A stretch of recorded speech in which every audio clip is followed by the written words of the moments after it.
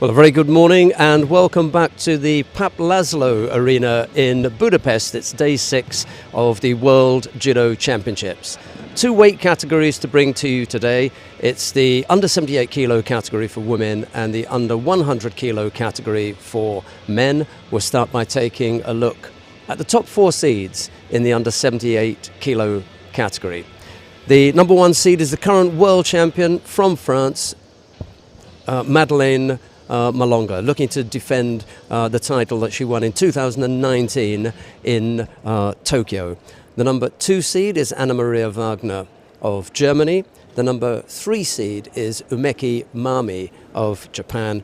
And the number 4 seed is Husha Steenhuis of the Netherlands. We'll take a quick look at some of their records, maybe a couple of the matchups. And as far as Madeleine Malonga is concerned, as I said earlier, the current world champion on very, very good form. But there are a couple of things in the background when you start looking into it that may give you some cause for concern. The head-to-head, for example, with Umeki Mami, she's 1-4.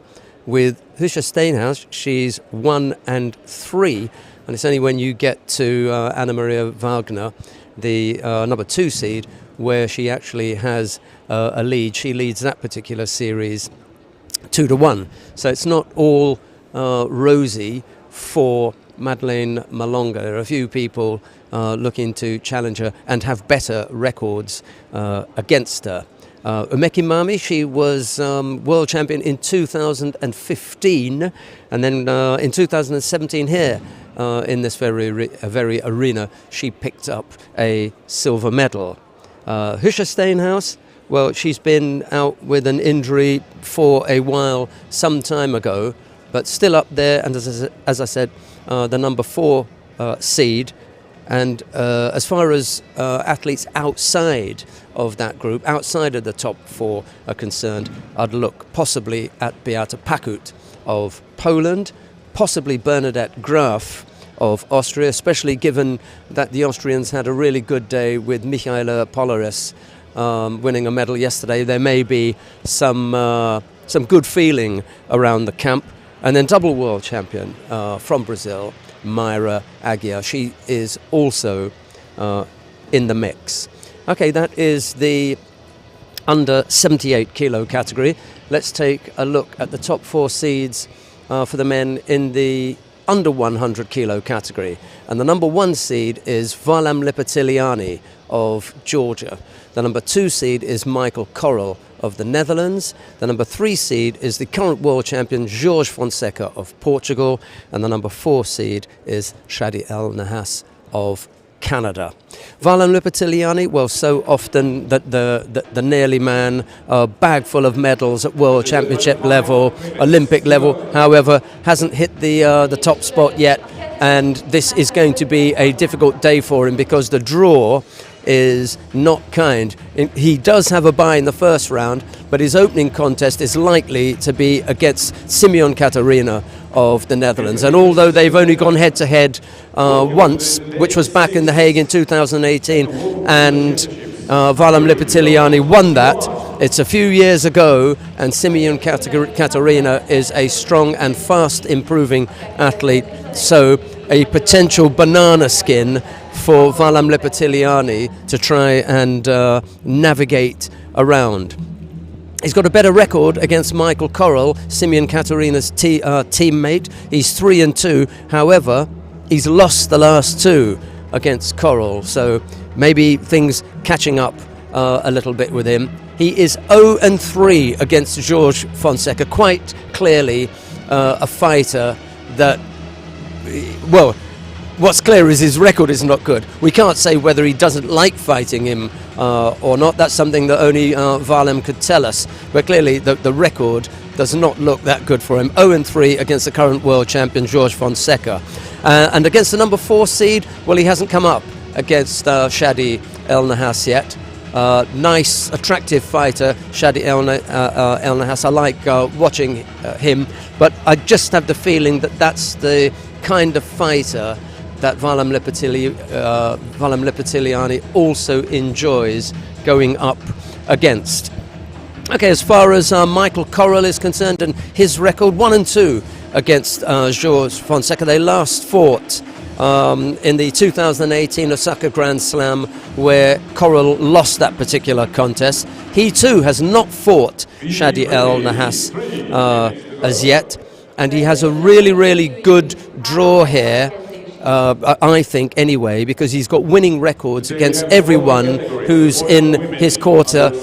Menashkin of Estonia, Buzakarini of Brazil. He hasn't fought Alexander Idir yet, but I think that that's a fighter that would suit his particular style. He's 1-1 against Karl Richard Frey of Germany, and he's 2-0, so good records.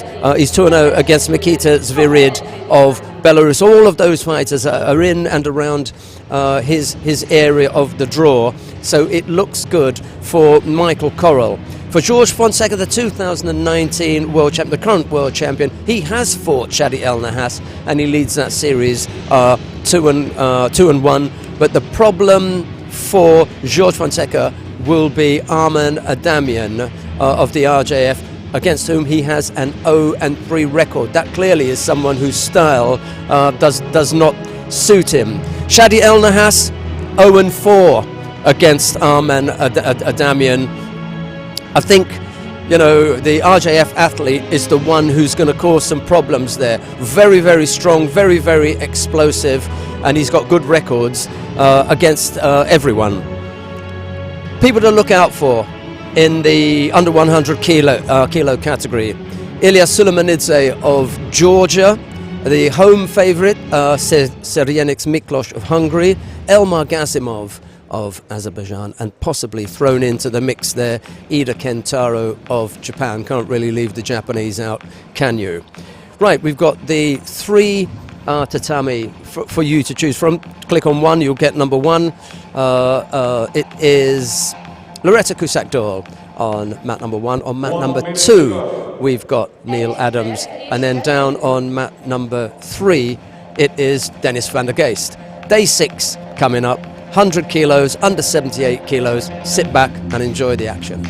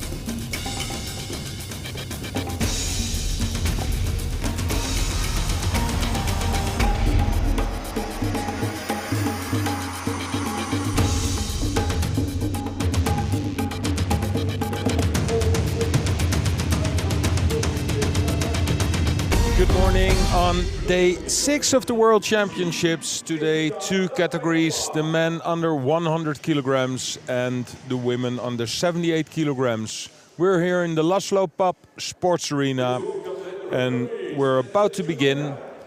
My name is Dennis van der Geest. I will be your host on Tatami 3, where we start with the fight for men under 100 kilograms. It's Oskicek Takagi from Australia, Tagayawa for Fiji.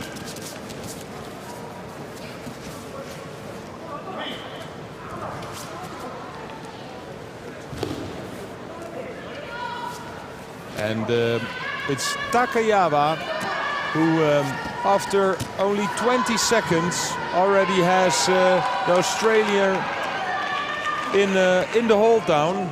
20 seconds and then it's over. So it's ippon for Takayawa.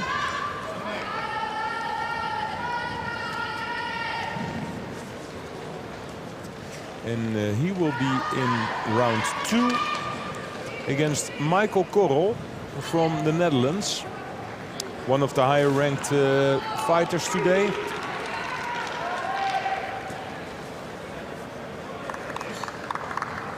Lipartaliani from Georgia. Simon Katerina, the winner of the Kazan Grand Slam. Ida from Japan. Nikiforov. Adamian for the Russian Judo Federation. Michael Korrel. Fonseca, of course. Sulemanitsa from Georgia. And Gazimov, Azerbaijan. The level in the -100 is really high. Pantic from Montenegro against Taleb from Kuwait.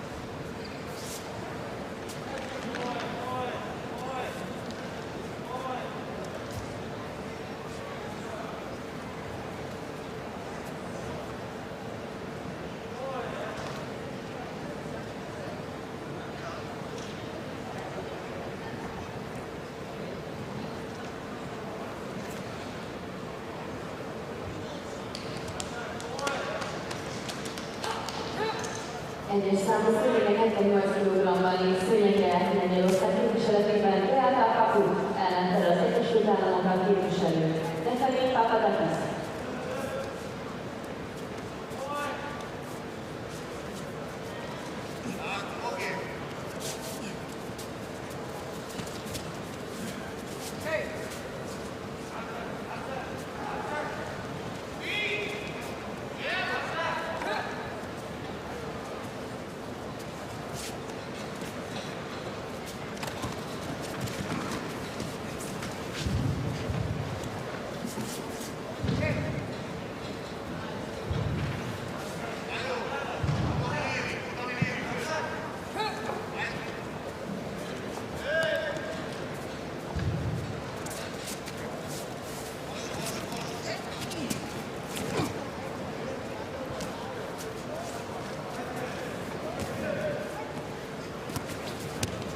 It's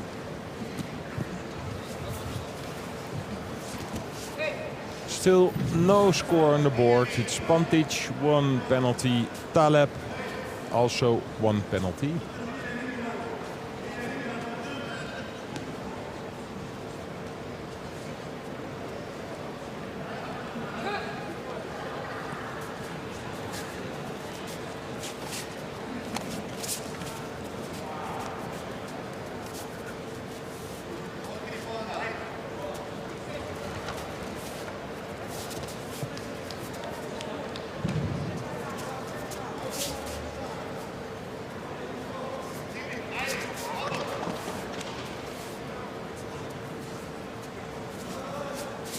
That's a good score from Pantic.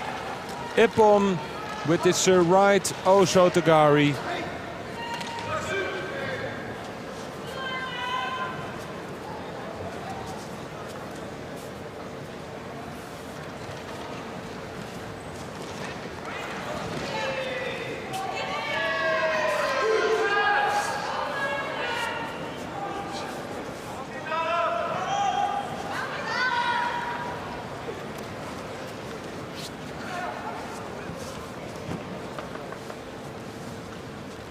Flat on his back. Tatami 3, next contest. First round for men under 100 kilo. In white jewelry for Serbia, Bojan Tošen. In blue jewelry for Chile, Tomas Griselo. It's Dozen from Serbia, Briceno from Chile.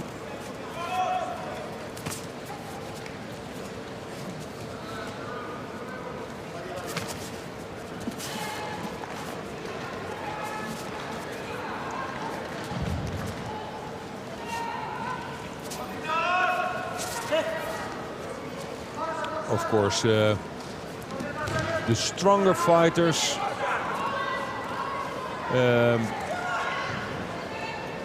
we will see them later on.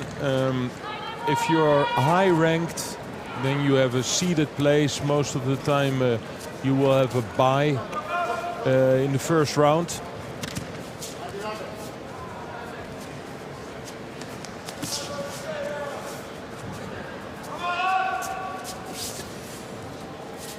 Dozen, I already saw him many times at Grand Slams, Grand Prix. Never medaled, but many times he was close to a medal. 3 times 5th place at a Grand Prix, 2 times a 5th place in a Grand Slam. So he's still waiting for his first medal.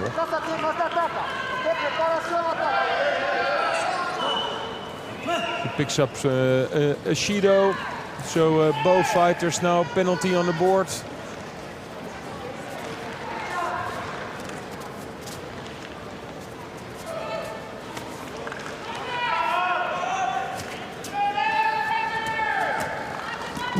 Uchimata from Briceno.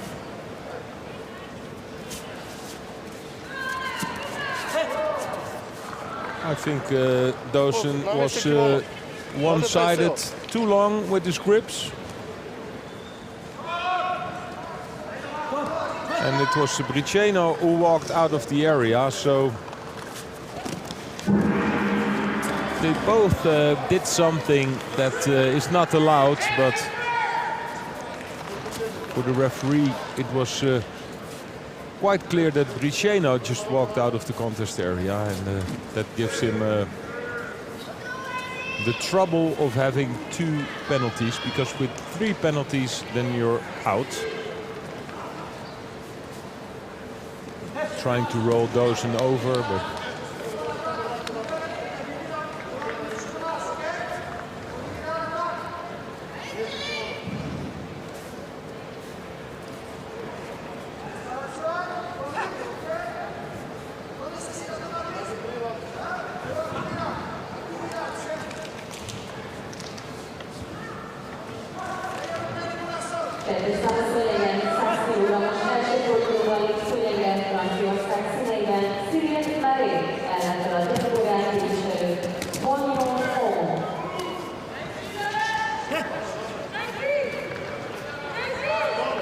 couple of left seonages from Dozen. Briceno, he has to make an attack himself now. He cannot wait any longer.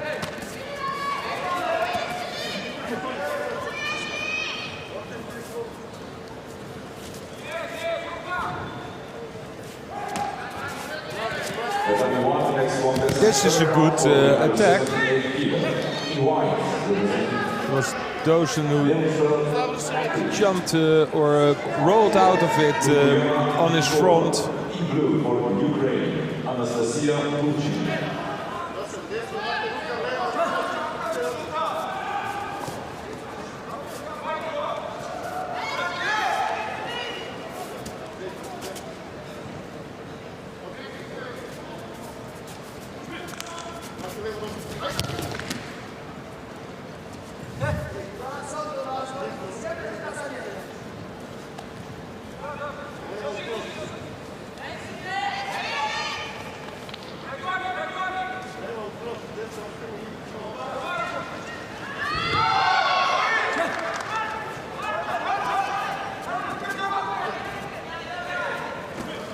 And again the shoulder throw. Now it's good enough to score an ippon.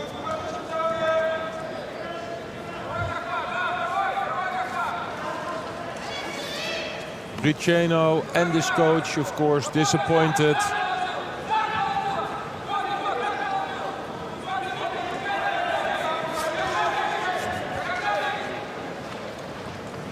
It's Dozen from Serbia who wins. We already saw a few of these left seonages, not with the best result. This one was good for ippon. Good from one side, one end on the lapel, the other one on the sleeve, tucked underneath. And his opponent will be Prix, Cameron Richards, Prix from Germany, or Svirit from Belarus.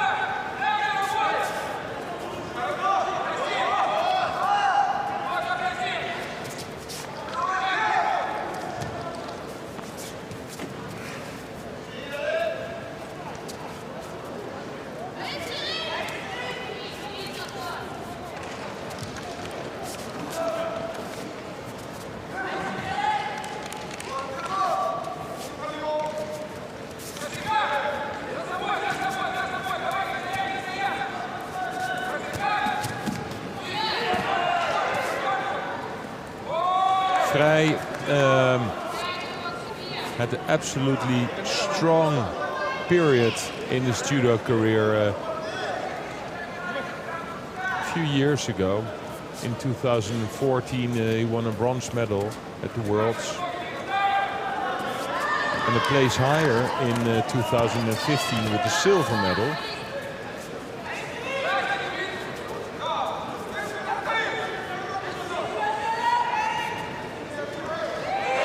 He was close to a medal at the Olympics as well.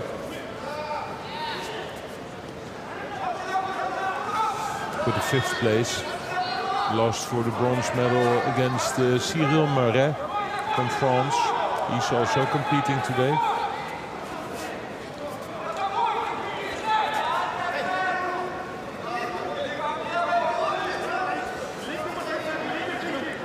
And then it stopped a little bit. Many competitions, but not so much big results. I don't know his story, so what happened, but that he's capable of fighting a good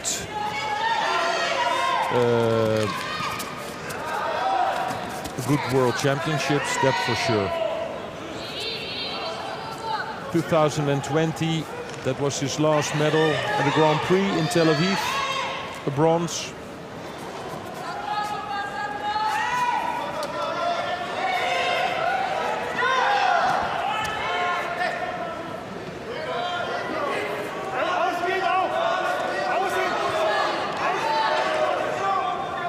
Second penalty for Svirit from Belarusia.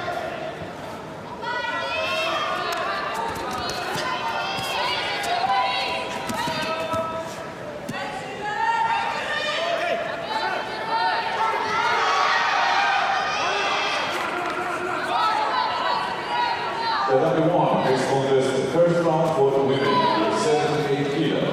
In white jewelry.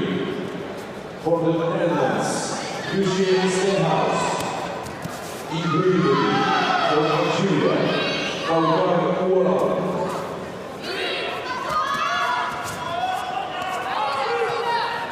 Dominant now, Spirit with his grip, and he has to with his two penalties on the board. Hand on the belt, then you have to attack.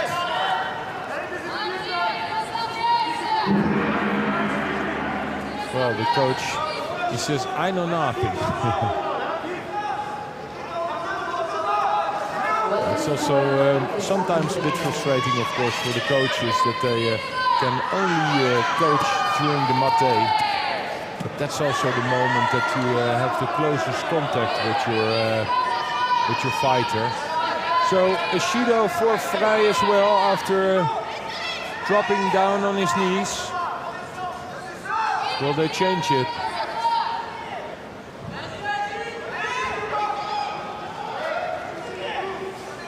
The video referees are talking. No, it's gone. It wasn't the best attack though, but in my opinion it's Prix who shows the most judo. Spirit. Oh, but this is a good switch.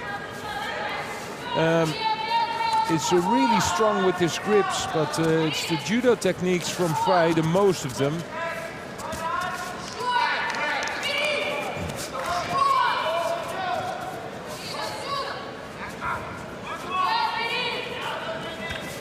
And again, the shoulder throw on the right side.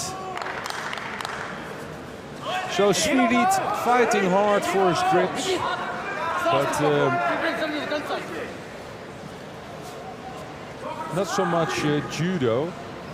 Kettes számú szőnyegen 100 kg-os első fordulóban légszőnyegen Gabon versenyzője Lukmanó ellenfele a felszínmód képviselő Toma Ikiforok.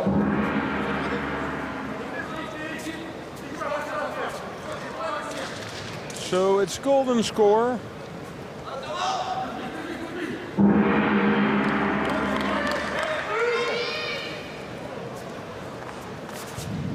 Tatami 3, golden score.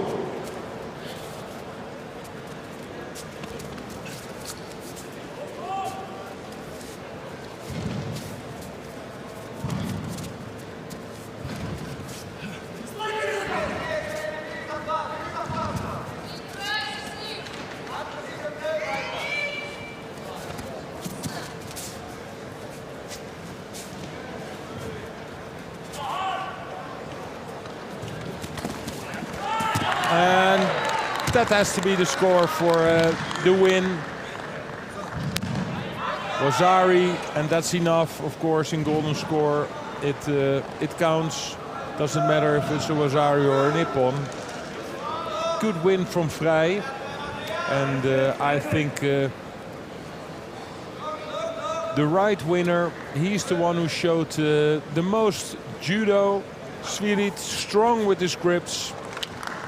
But every time Prix managed to jump underneath with the shoulder throw, and finally with this Wazari. Next contest, the first round for women, 78 kilo, in white jewelry, representing the So we saw a few Seonagis on the left and on the right, and here on one side the Katakaruma, low Katakaruma. Tatami 3, next contest, the first round for men under 100 kilo, in white for Denmark. For Denmark, Madsen. For Uzbekistan, Turoboyev.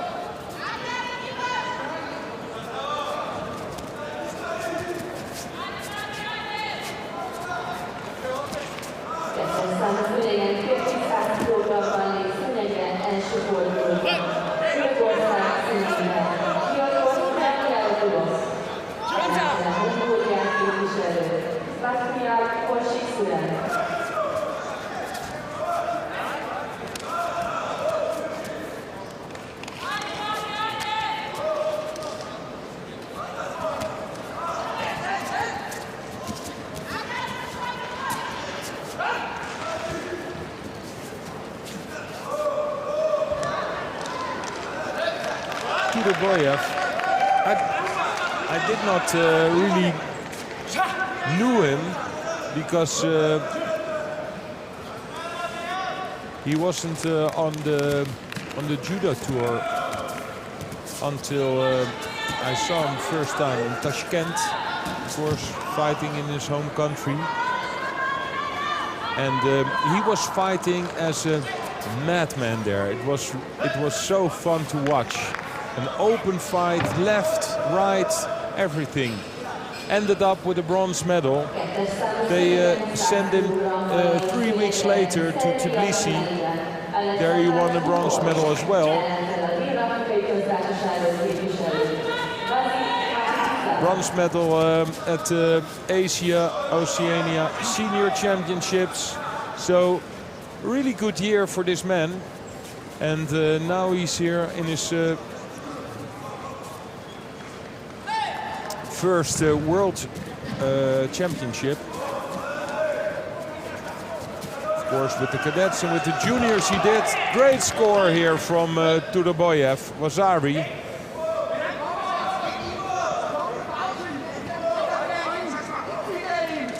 And you can see that his style of judo, the left hand over the back of Madsen on the belt. Really deep Uchimata. They'll check it. Was it an ippon or... yes, it was. For 1 second I thought, yeah, well, sometimes they also check if you use your head to make the score. But this was quite clear. Tudoboyev wins with this beautiful Uchimata. Look at the drive.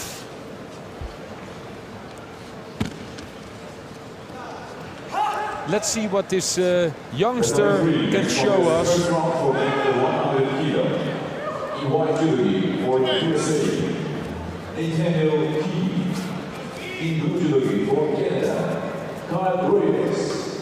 It's not the easiest fight he will be having in the next round, because there's George Fonseca waiting for him, the reigning world champion.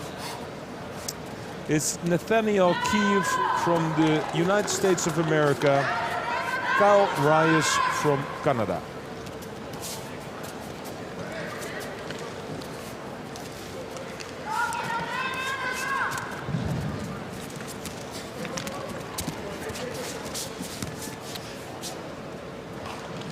Well, we saw a great Uchimata from the Uzbek, but this Canadian, he has a good Uchimata as well. I've seen him doing this, but now counters to the other side with the Ouchigari. Stylish judoka.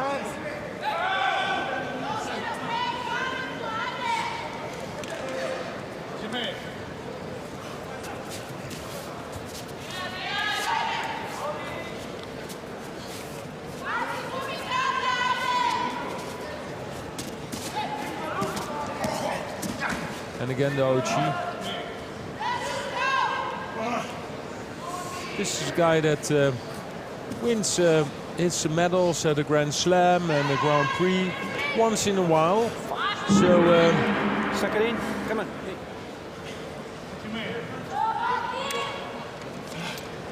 for example, in Paris, at the Grand Slam in Paris, I saw him losing the final, but silver medal it was. Already a lot of years ago, 5 years ago. And I can remember that at the Olympics, Henk Grol from the Netherlands was fighting him. And they were like, well, not scared, but, well, this guy out of nothing won a silver medal at the Grand Slam.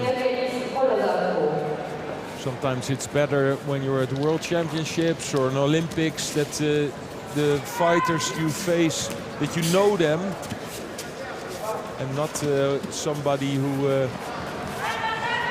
won a big medal, but you never felt him before. Go Ichigari now a few times already dangerous. Representing Latvia, the Canadians, they're having a good team in the under 100. Also Shadi El Nahas is fighting.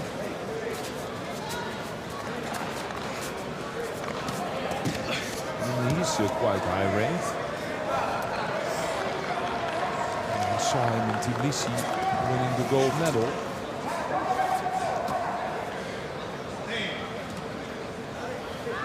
So at the moment El Nahas is the #1 in Canada. But let's see what Reyes can show us today. But then first he has to win against Kiev from the United States of America.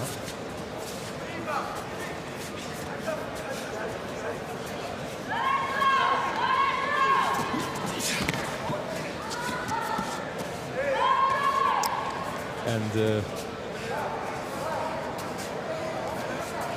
that's our job, as we can see.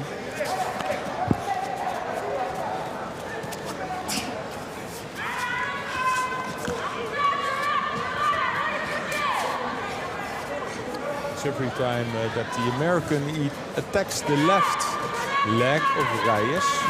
That's his stronger leg. That's where he makes his Uchimata and his Ouchigari. But not with enough effort, in my opinion. He hooks in a few jumps and looking if he can make the score. But not with enough determination. So that's why it's Kiev who, after 4 minutes of fighting, is still fully in the game.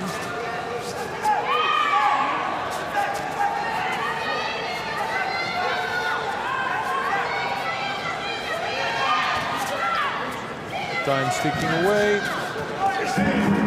4 minutes are over.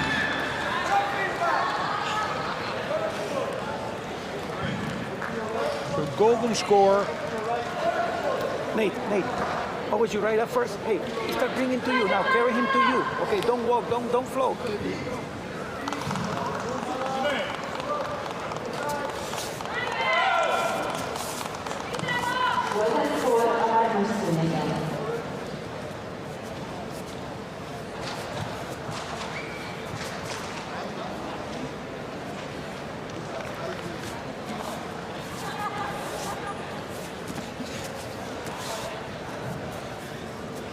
Egyes számú szőnyegen 78 kg-ban lép szőnyegre, Ausztria színeiben, Bernadette Graf ellenére a Bosznia-Hercegovinát képviselő Barbara Csipics.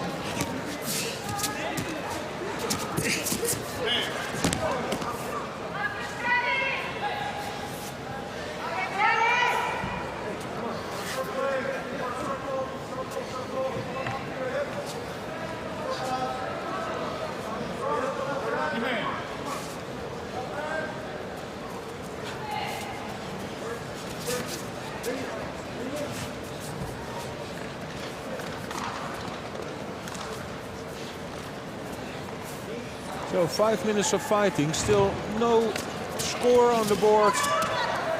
No, well, but now the score is on the board. After a lot of Uchimata attempts, Ouchigari attempts, everything with the left leg, Carl Reyes makes the change to attack the other leg of Kiev with the Haragoshi. And that did it for him. That's the score on the board. The Ippon.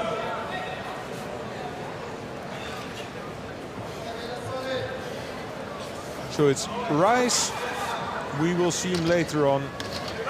And then his second fight will be against Georgia from Bulgaria.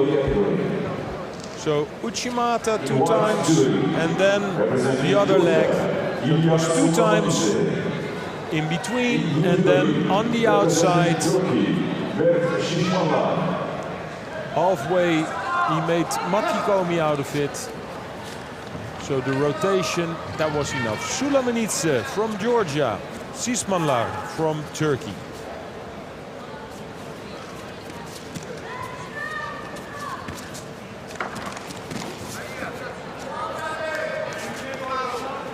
Sulamanidze is one of the younger players in the Georgian team, 19 years old. The European junior champion and also a silver medalist at the World Championships for juniors. So big talent, and we saw it in Tel Aviv and in Tbilisi this year. Tel Aviv he won a bronze, and in Tbilisi he won a silver medal. That gave him a spot in the Georgian team. Close to a medal at the European Championships 2 months ago. 5th place there.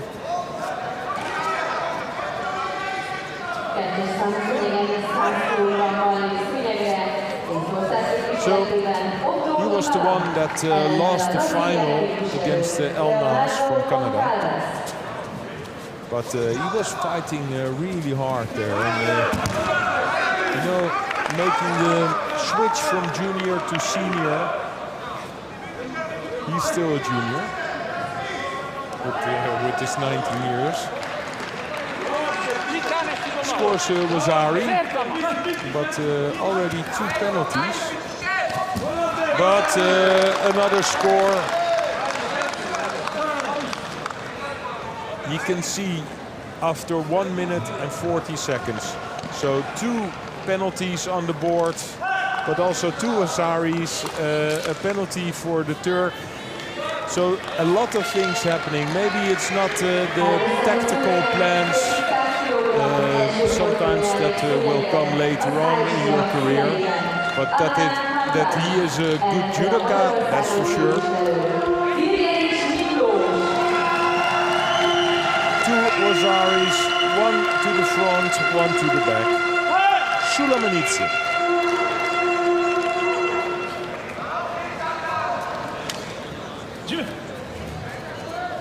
For the IGF, Kankan, and Hungary, Sergejnic.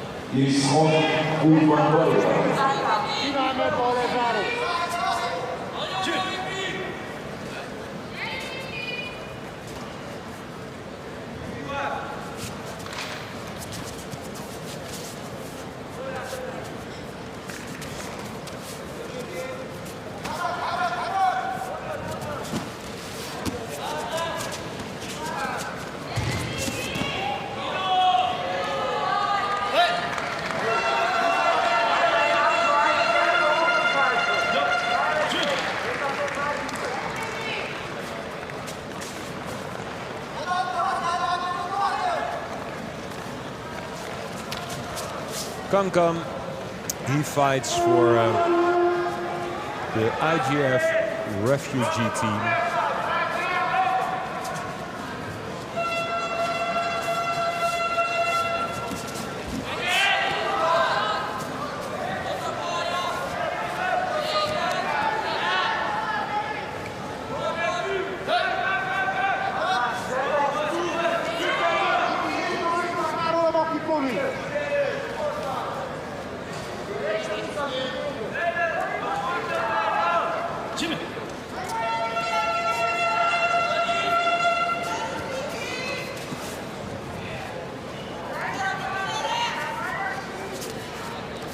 he's fighting quite well actually.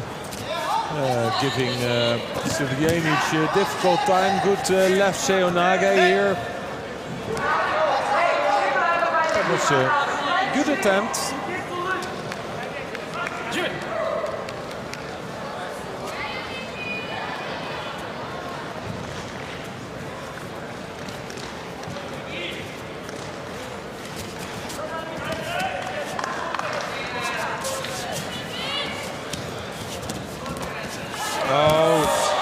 That has to be a score, yes. Ippon, Haragoshi.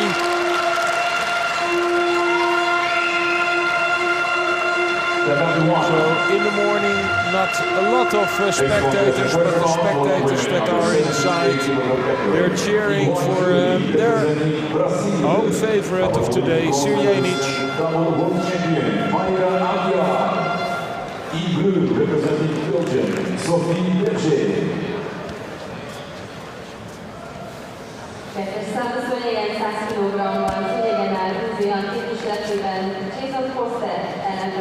Haragoshi straight into the makikomi. Look at the right arm. Started around the neck of Tarkan and then within the rotation. The head slipped, but that was enough to bring him into the next round. And he will be facing Savitsky from the Ukraine or Lakhvazuren from Mongolia.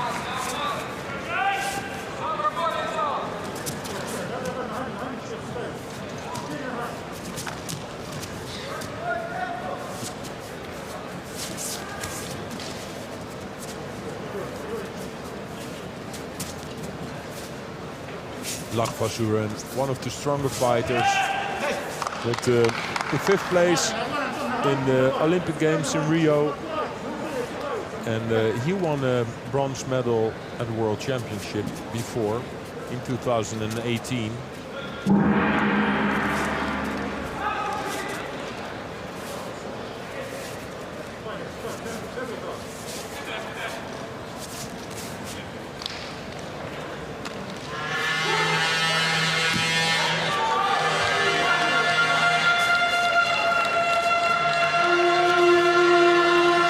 In this category, Mongolia had an absolutely world star, and very famous, not only worldwide in judo, of course in Mongolia. Everybody knows him. It's Naidon, the Beijing Olympic champion.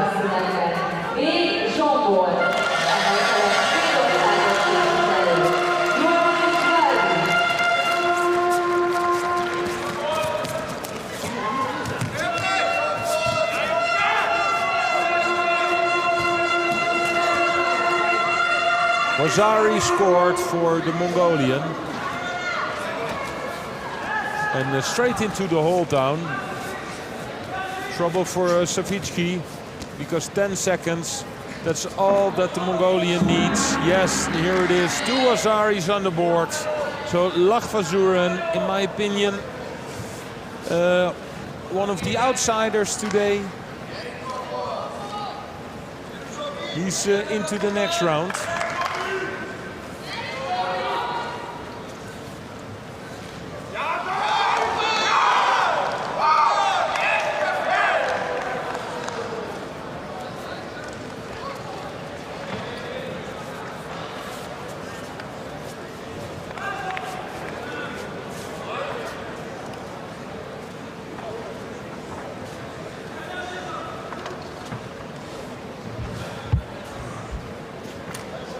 So he hooked in the Ukrainian, but the Mongolian already had 2 hands on his back.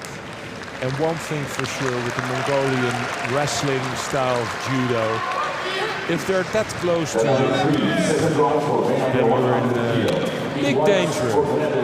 One of the favorites today for a medal, in my opinion, and not only because I'm a Dutchman, but because he's one of the highest ranked today. It's Michael Korrel from the Netherlands, Takayawa from Fiji.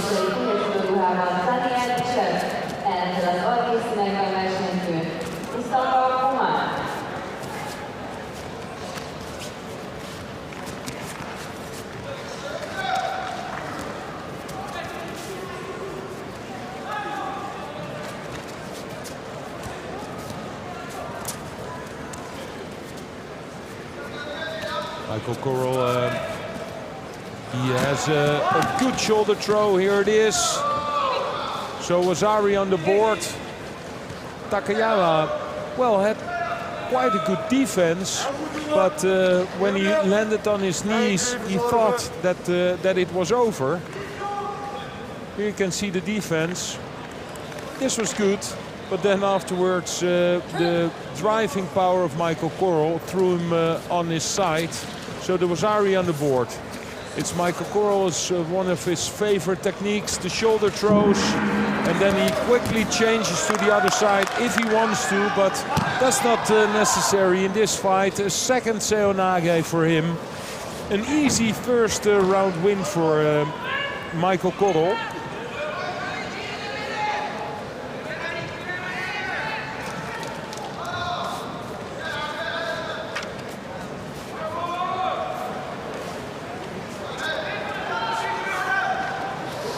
And for me, of course, he's one of the favorites because he's high ranked, but also he's in the best position. If I look at all the favorites today, if you look at the upper half of the draw with Lee Bartoliani, Katerina, Ida, Maret, all the fighters are close to each other.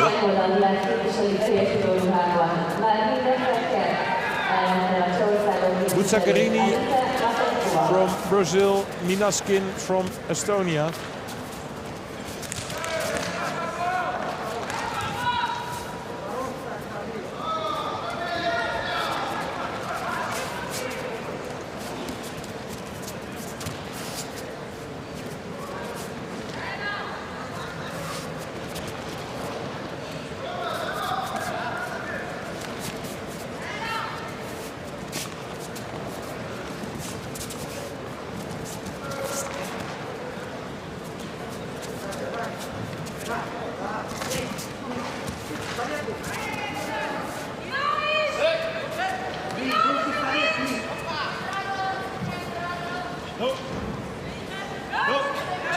Both fighters pick up a penalty.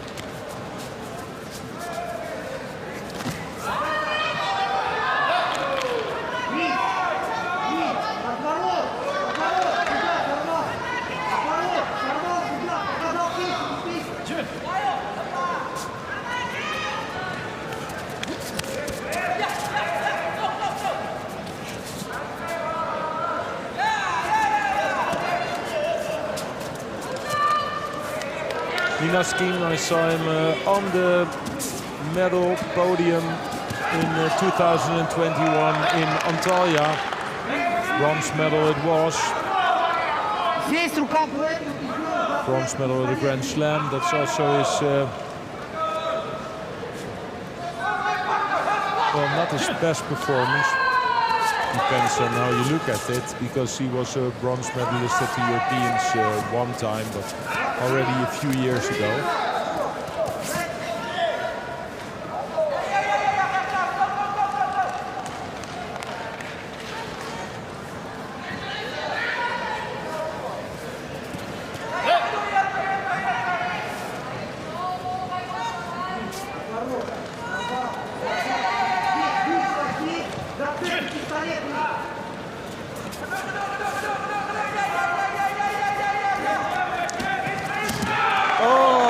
What a nice throw it was from Buzzagarini. I just wanted to say I've seen Buzzagarini already so many times on Grand Slams. 2-time silver medalist. Always good judo, but when he was quite young, I thought, well, this could be one of the new big stars for Brazil. But he's still looking for this first big medal in his career. What a good shoulder throw. And the nice part for me is that it's not one-sided. You see a lot of seonages on one side, so one hand on the lapel, the other hand on the sleeve. But he has the traditional grip. Left hand on the sleeve, right hand on the lapel, and just jumps in. Great to watch. Idir against Pantic.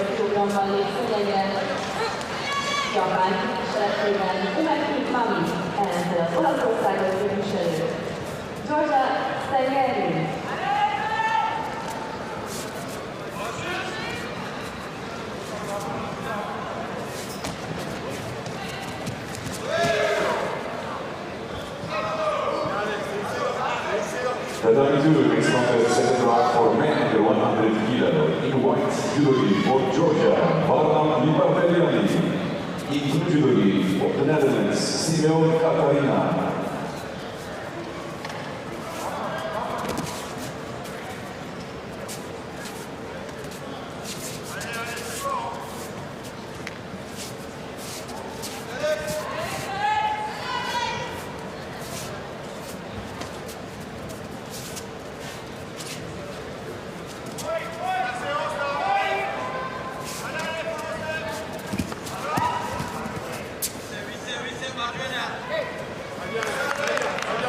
Talking about shoulder throws, Idir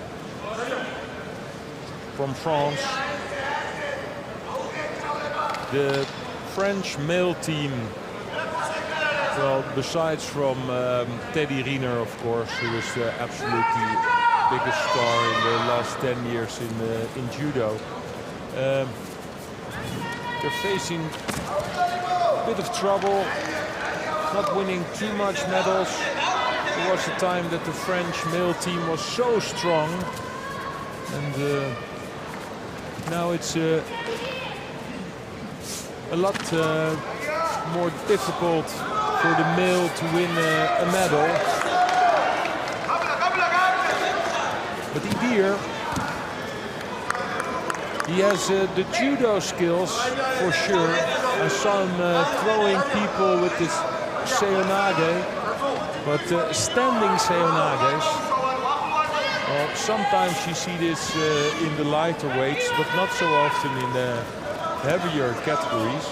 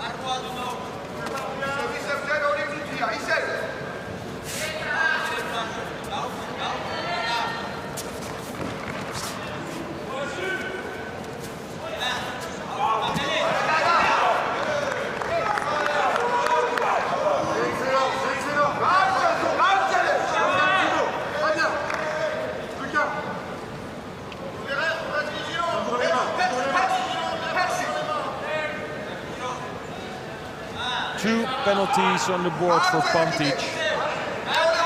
So it's looking quite good for Idir. He loves to throw in his shoulder throw, so Pantic has to come close to him. He has to do something, and the closer Pantic gets, you know, he will put on his grips, and Idir can jump underneath with his shoulder throw more easy if your opponent comes towards you. This was not the best attempt though, but It wasn't a false tackle. It failed. You saw that he lost the grip. Sometimes the difference can be so small. You really have to be a judo expert to see the difference between just jumping on your knee because you want to avoid the fight, or it's quite a good attack, but you just lose the grip.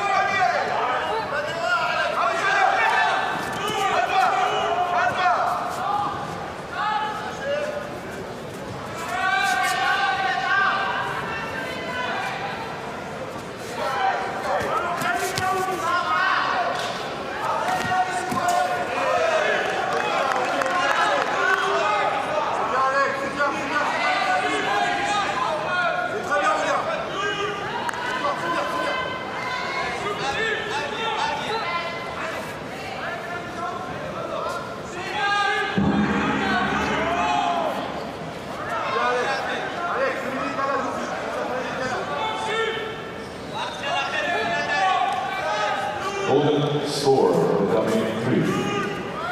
We're into golden score, still 2 penalties for Pantic. Again, shoulder throw from Idir.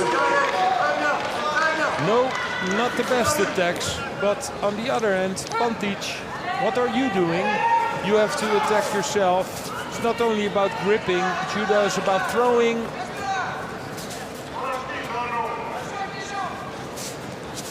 And still the left arm from Idir strong enough to hold the gap. Sacrifice throw there, or an attack. It wasn't a throw, he tried it, Idir. Pantic, in my opinion, gets a lot of time to do something until they give him his third Shido. Again, a shoulder throw from Idir. You can see what the tactical plan of Idir is. He just thinks every time when I make an attack and Pantic doesn't, then in the end that will give me the win. And so it is. It's Pantic out. Idir wins with 3 penalties.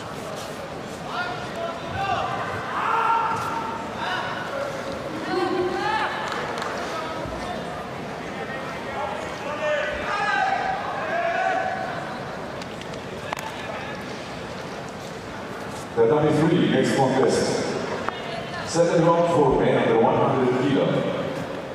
In white jubilee for Serbia, Bojan Došen. In blue jubilee for Germany, Karl Wilhelm Pai.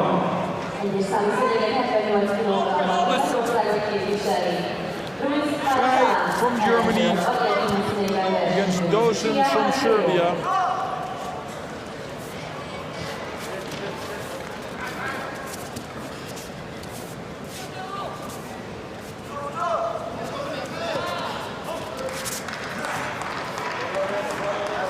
Prix, multiple medalist at the World Championships, but a long time ago.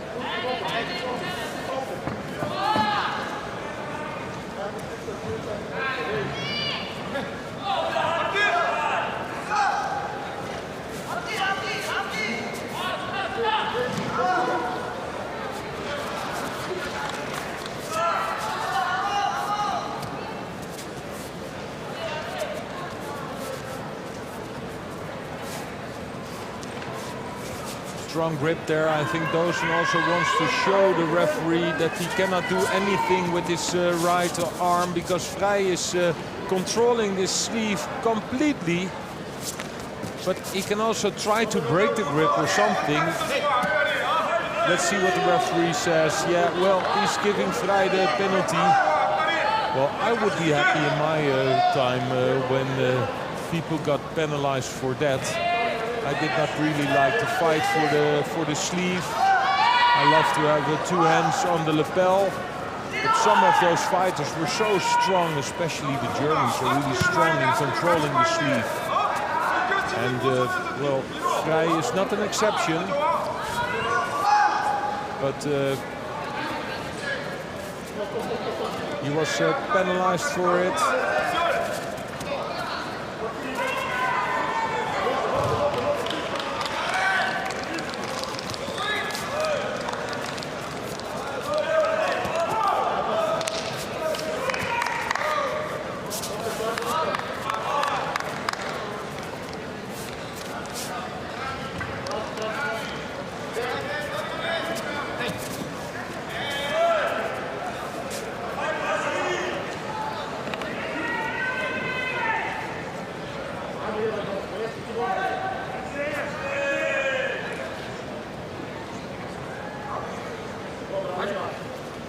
Kedves száműzőlegyen 100 kg-ban tisztagészen képviseli Hungary Pramos ellenfele a Belgiumot képviselő Tatami.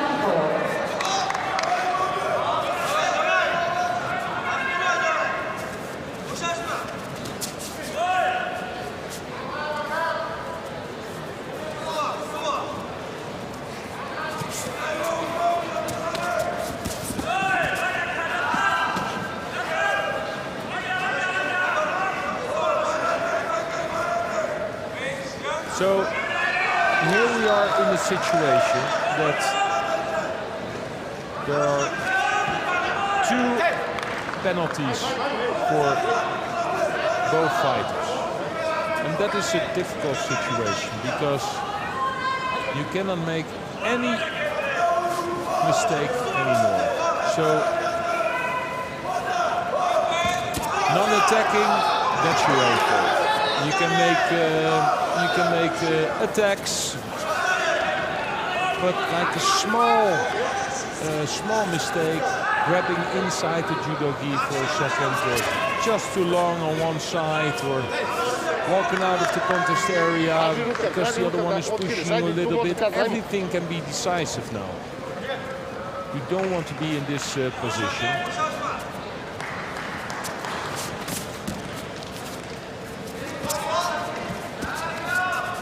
I think in his time, when he was the silver medalist at the Worlds and the bronze medalist, that Prix would have a much easier fight against Dozen in all respect for Dozen, but he's not the guy who's with a lot of medals in the tour. But the German is fighting really hard to get into this next round. And he has to be aware that Dozen, if he launches one good attack, then it can be over.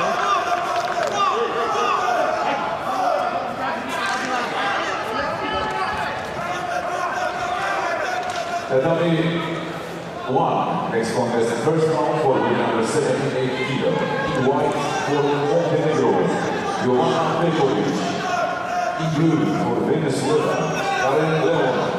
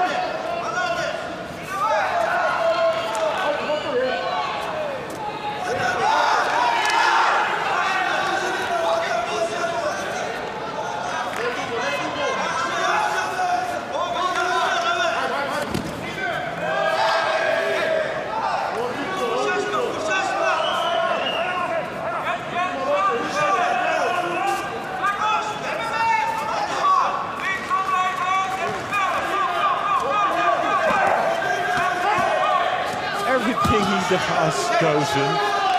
Yes, he knows, you know, if you just try and make attacks, that can bring you the win. Maybe this was already enough.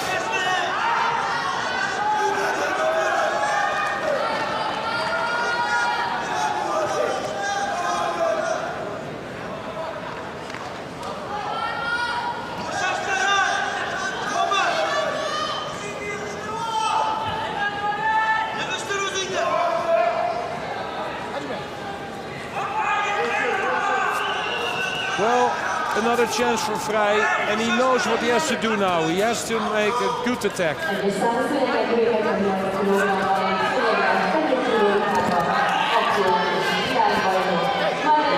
it's Dozen.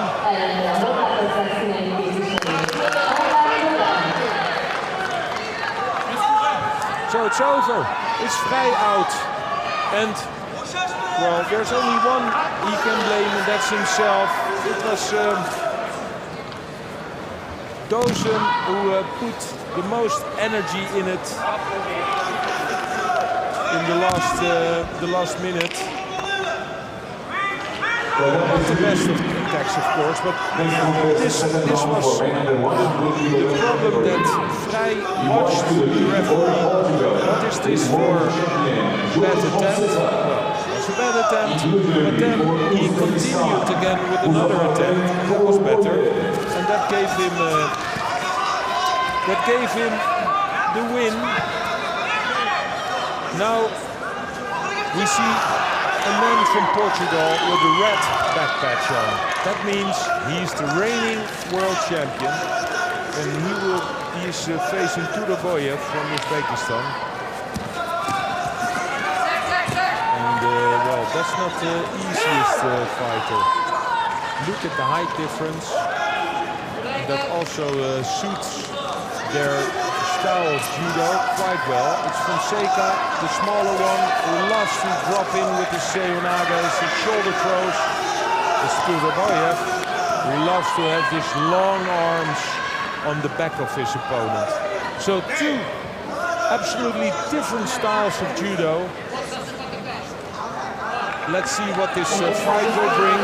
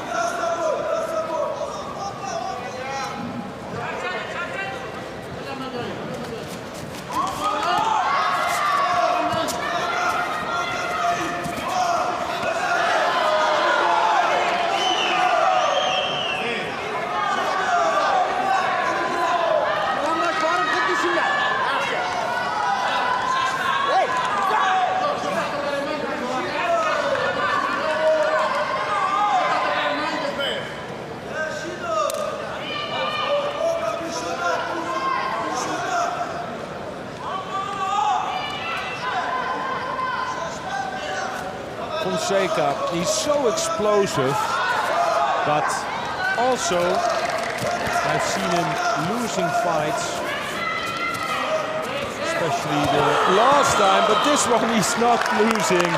He threw Tudoboyev with this, well, how can you say, like on one side, also Togari, also a bit with the shoulder inside. Tudoboyev is watching to the side like, well, please make it Rosari, but in my opinion it was quite clear that this was a big ippon by the reigning world champion. Duraboyev, still a youngster. We will hear something from him. He did well. That was great to see this. With respect from Fonseca. A small kiss on the head of the Uzbek. But no doubt with this one-sided Osotogari. Second round for men under 100 kilo. So look at the stance of Fonseca.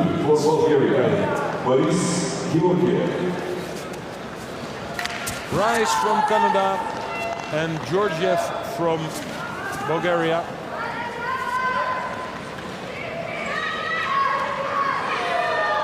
Kedves színeiben 100 kg második fordulón szőnyegre, Kanada színeiben, Sri Van Ernas, ellenfele a legországos képviselő, Jevgeny Polovko.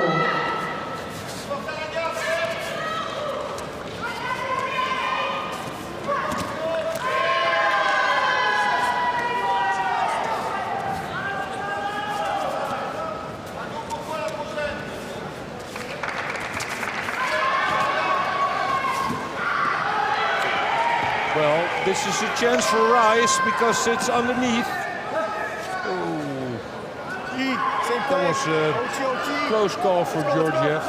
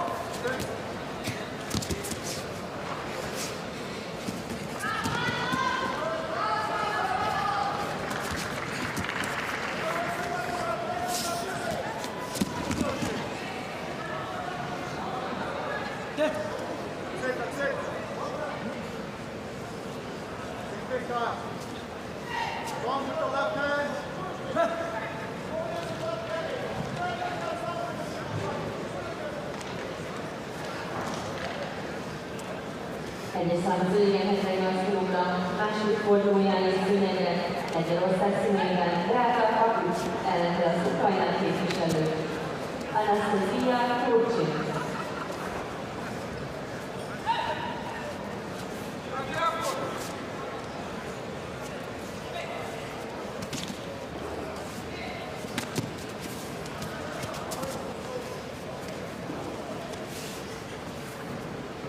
Well, it's a bit of a slow match. You know, the tempo in the match is not that high. They're checking each other.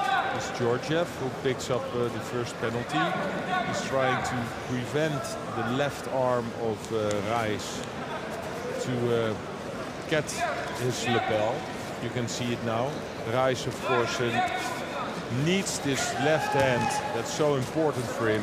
All his strong... well, now Georgiev in trouble, though. Can he hold him? No, he's out already.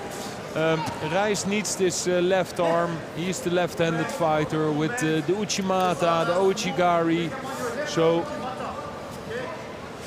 the dominant hand for him is the left arm.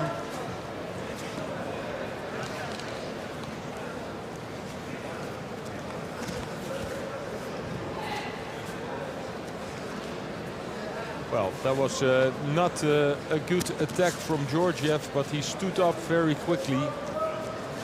And I love it when the referees don't directly give a penalty for it, but they let them continue. Not every technique that you try is a false technique.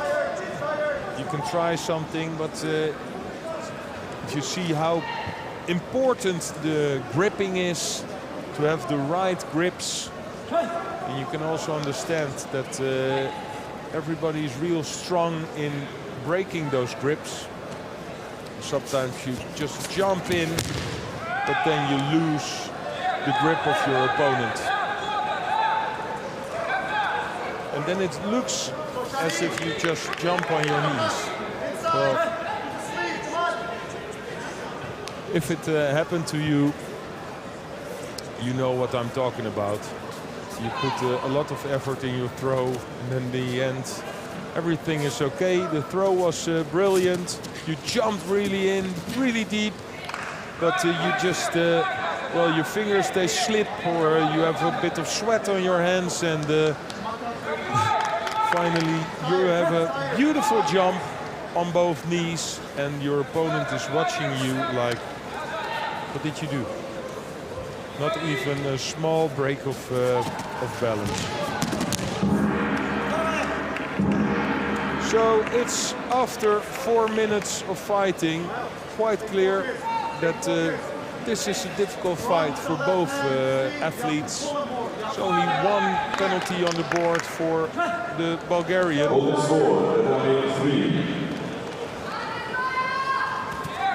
And this is a good attack from Georgiev.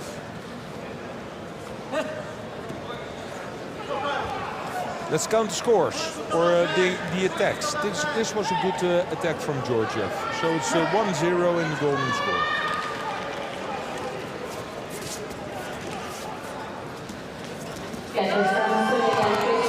Well, we don't have to count very far, because this was a good attack from the Canadian. And it was that good that he threw with his Tokuiwaza, his favorite technique, the Uchimata. He threw Georgiev flat on his back after 24 seconds in golden score.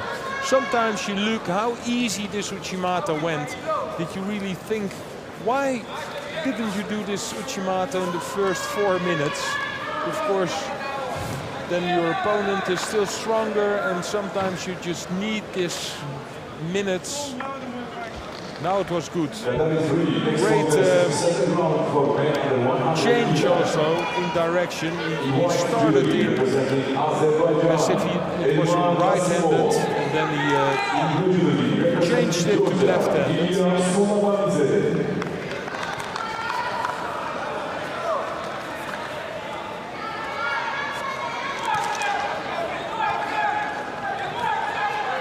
Kazimov from Azerbaijan, Sulamanidze from Georgia. This is a clash.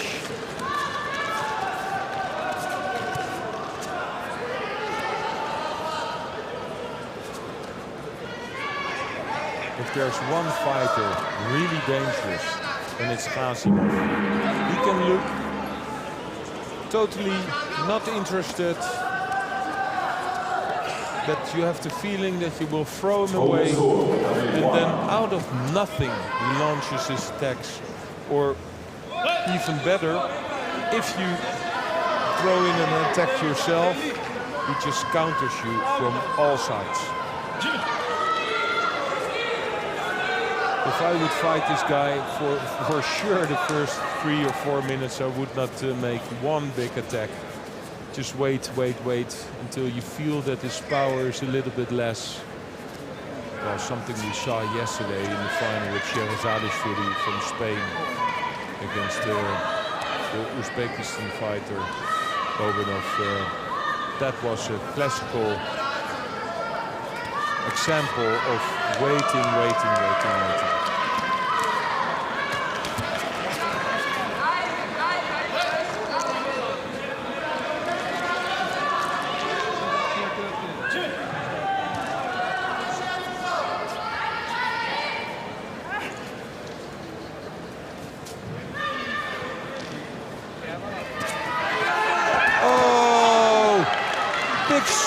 Wazari for Sulamanidze, this deep Seonage, and now into the Newaza. Can he get the arm out? hooking in, grabbing his own judogi. Is the elbow still? No, the elbow is out. This won't work. In white judogi for the Netherlands, so, 2 minutes gone. Wazzari on the board for this young Georgian.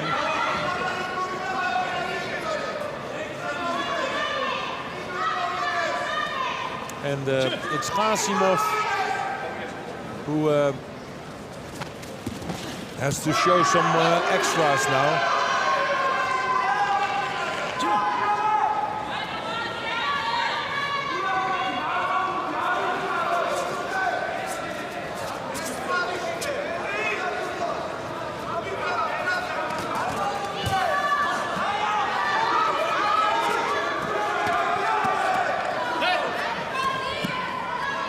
Ghasimov, he won a medal at the World Championship once, but I think we all know him because he was the silver medalist at the Olympics. That was his biggest achievement.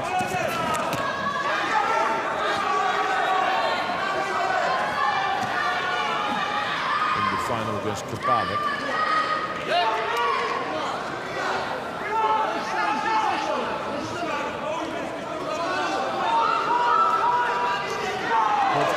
If he wants to win another medal at the World Championship, he has 1 minute and 15 seconds to at least score a Wazzari or a Nippon. Wazzari at least, then he can, when he equals to score with Sulamanidze.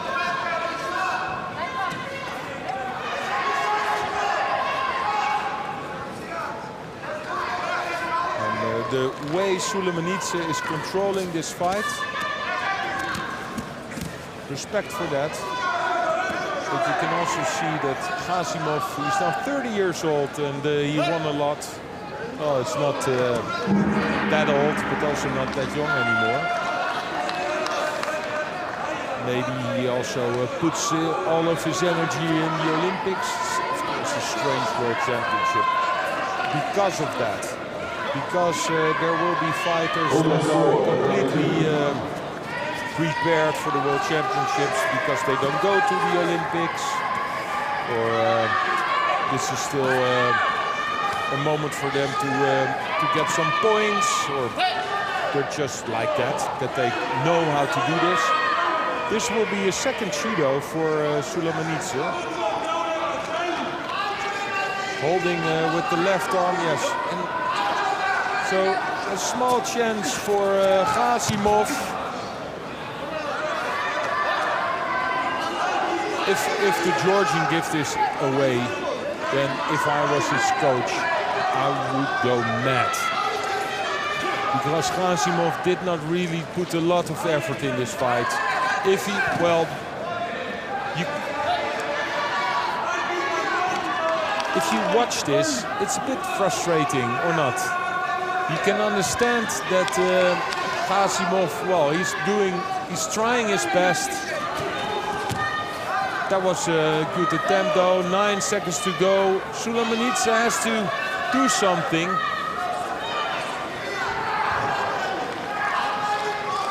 He cannot jump on his knees one time more. Tatami 1, next contest, second round for women under 78 kilo category. Just stand up. Ghasimov, he just walks out of the contest area in the last second. I'm sorry that I'm that hyped, but I cannot understand that as a judoka, of course he's a youngster, but he was playing his cards in a way unbelievable for me. So it's a few seconds on the board, you're Wazzari up, then you get 2 Shidos quite easily, and then in the last second you just walk out the contest area. If they give him a third Shido for it, well, nobody could complain. Eventually I'm happy that he's the winner, but because he was the one who made this beautiful score.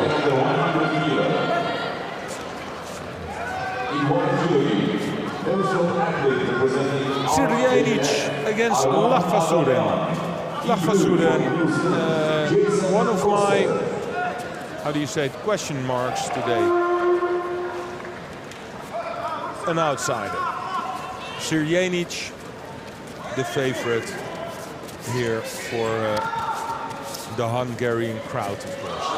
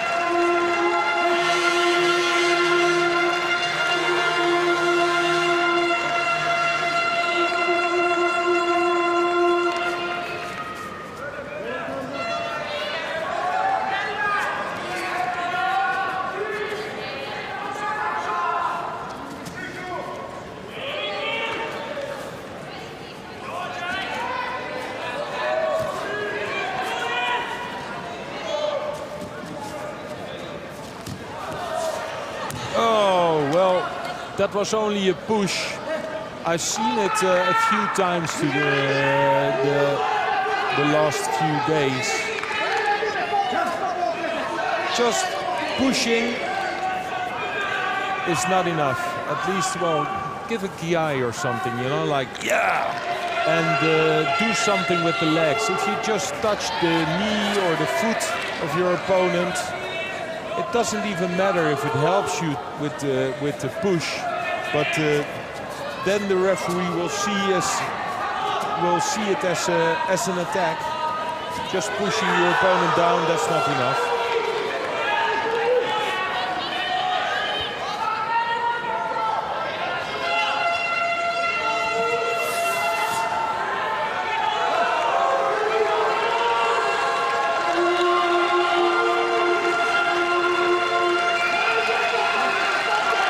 On the board for the Mongolian.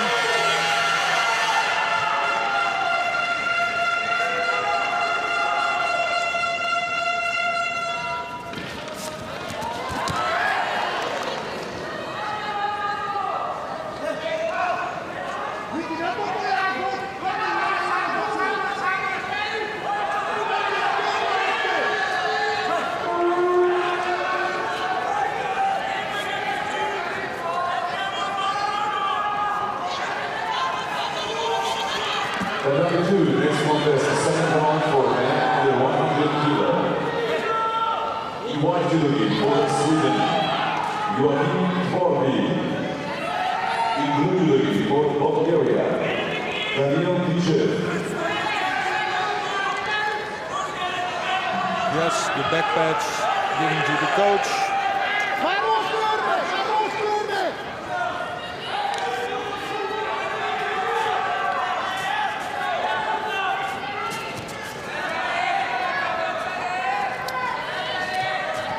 Strong push by Lachvasuren, pushes his opponent. Oh, that's the score for the Mongolian. He was the one who came in. It was Sirjanic who tried to counter him, but then a change of direction and there was Ari on the board for the Mongolian. Sirjanic in trouble now.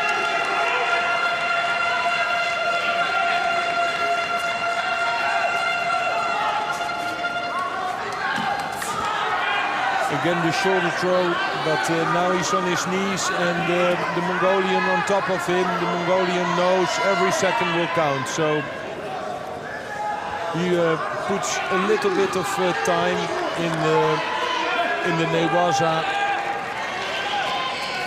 or some effort in it. And again the shoulder throw, we're in the same situation. So this is not going to do it for Sirjanic in the last 9 seconds. Can he do something else? Hook in the leg or something. Try to get close. No, the Sumigeshi, that doesn't work out. It's Lokvazuren, one of the outsiders today for me. He will be fighting Sulamanidze, the Georgian. For sure, that's going to be an interesting fight. But for now, for Sirjanic from Hungary, it's over.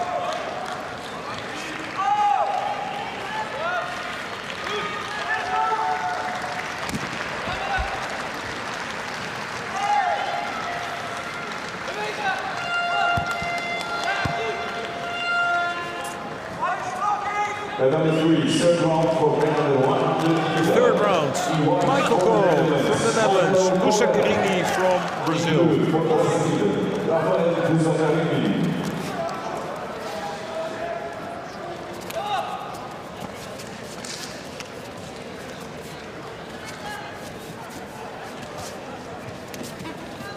Shoulder throw by Busakarini. Kouchi attempt from Corral. Strong fight for the grips, you can see this.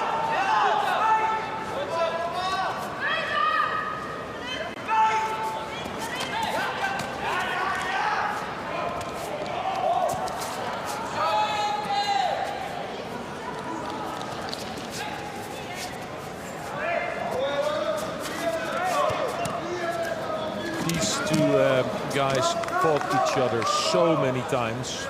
And it was almost always Michael Corral who won. All those fights were on Grand Slams or Grand Prix. So this is the most important one, the third round here at the World Championships. And if you see all those really strong fighters on the other side, Antoiani, Adamian, then these two guys know that this is a chance of medaling in the World Championship. Shoulder throw, Michael Corral stands up, shoulder throw again. Same as we saw before, you saw Busakarini landed on his knees, thought that it was over, but then a strong push with the legs of Corral. And with all this pushing, sometimes he gets his opponent on the side. It's not always that they give a score for it. They want to see if you make the attack directly a landing on the side or on the back from your opponent. But if it's in the movement, then it's a score.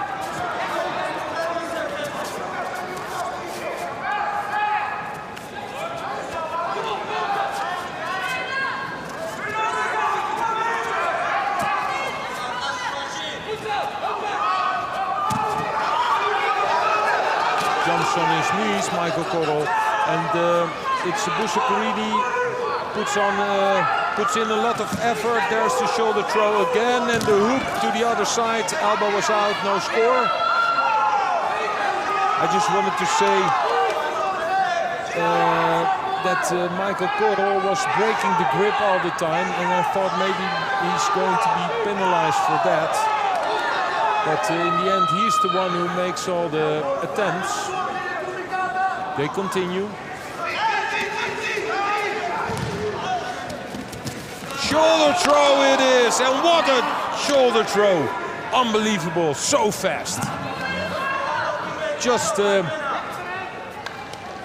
minutes or 2.5 minutes fighting for the grips really hard. And then in 1 second, without even gripping, jumps underneath with his left seonage. I've seen it doing it a few times. Yes, look, yeah. Well, the finger on the head. It was a tactical plan for 2.5 minutes. And then he jumped underneath, 2 hands on the sleeve. No chance for Busakarini. It's Corral in the quarterfinal. And this quarterfinal will be against Idir from France or Dozin from Serbia.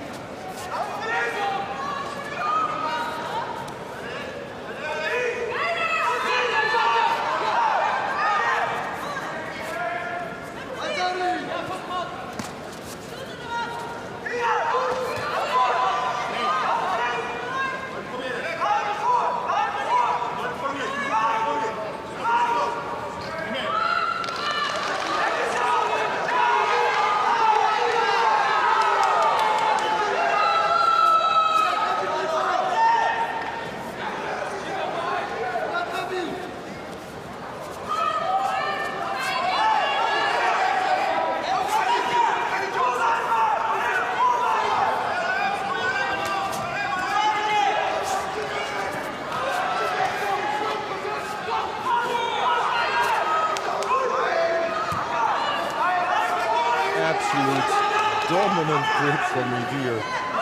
Dosen just sits on his knees, but he has an injury. This coach doesn't know that he has his mouth mask the other way around.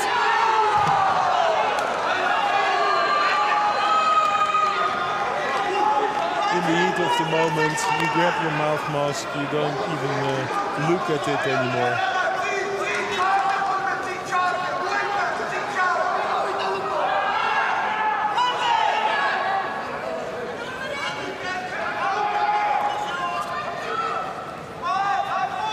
And he needs all his energy for his pupil, because that's the one that is in trouble. I think it's quite easy, an easy control of Idir in this fight. Not a score though on the board.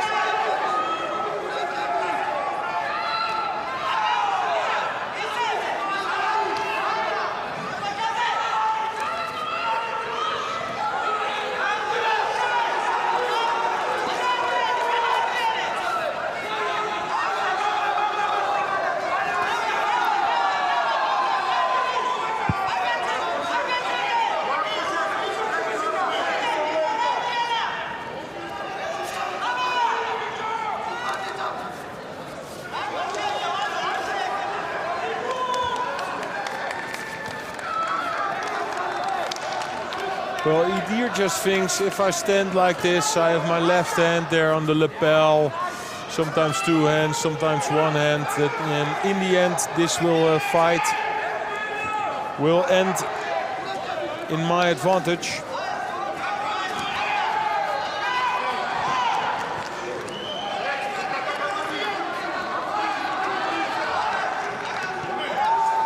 But he has to do something himself as well, and especially now, because they gave him a second penalty, and here's his, well, that was the attack of the fight. He already fought in the air. I think that he was done. He would throw him, but Dosen is not that easy to defeat.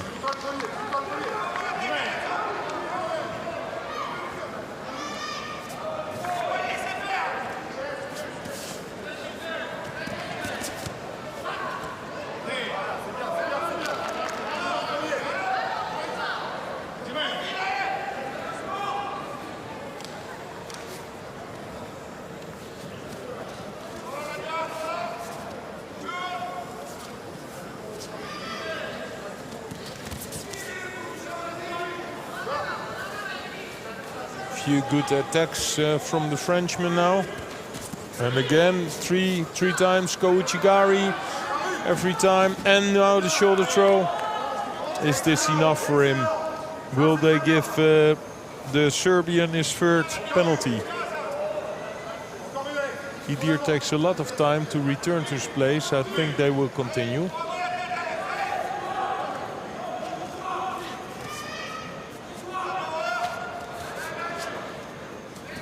On one side, shoulder throw from Dozen. Well, that was a good attack as well.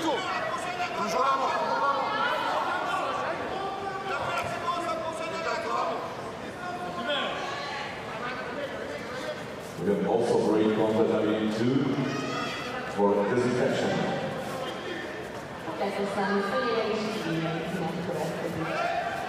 Dear spectators, we invite you, please don't forget to wear your masks always. So all the time, please wear your masks. Thank you very much for your cooperation.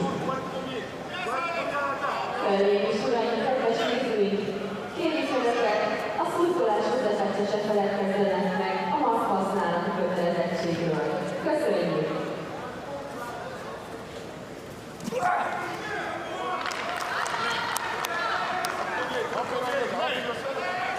They're both playing with fire, in my opinion.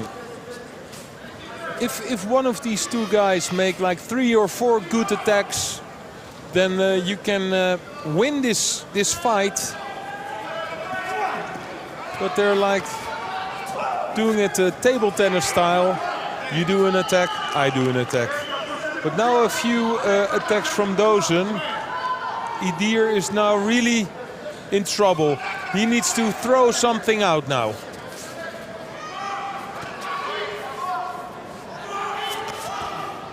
What is he waiting for? There's the shoulder throw. So, okay. The ball again in the hand of Dozen. Let's see what he will do.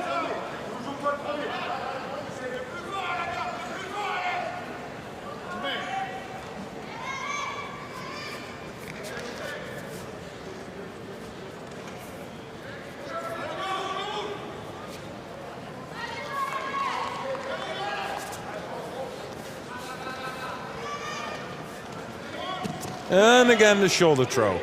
Again from Idir.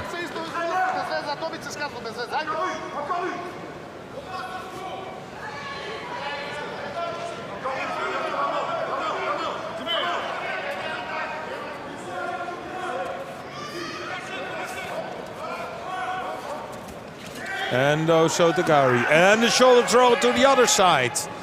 Well, the two best attacks in this fight were from Idir.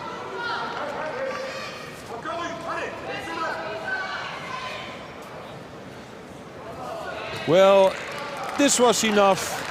Idir, this few good attacks in the end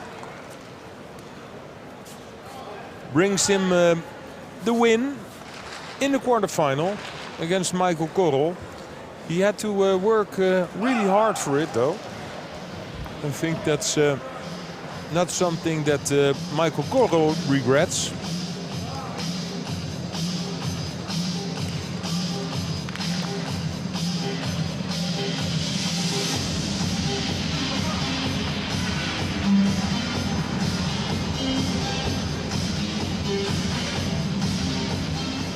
Tatami 3, third round for men under 100 kilo category. Here he is, the reigning world champion from Portugal, Fonseca, against Kyle Rice from Canada, a former silver medalist at the Grand Slam in Paris. Oh, yes, well, he scored with this technique the last round. And now again jumped in, 2 hands on the sleeve sometimes and 2 hands on one side. You saw his coach, Soares. He thought it was Ippon. Well, that was maybe a little bit too much, but Wazari is on the board for the reigning world champion.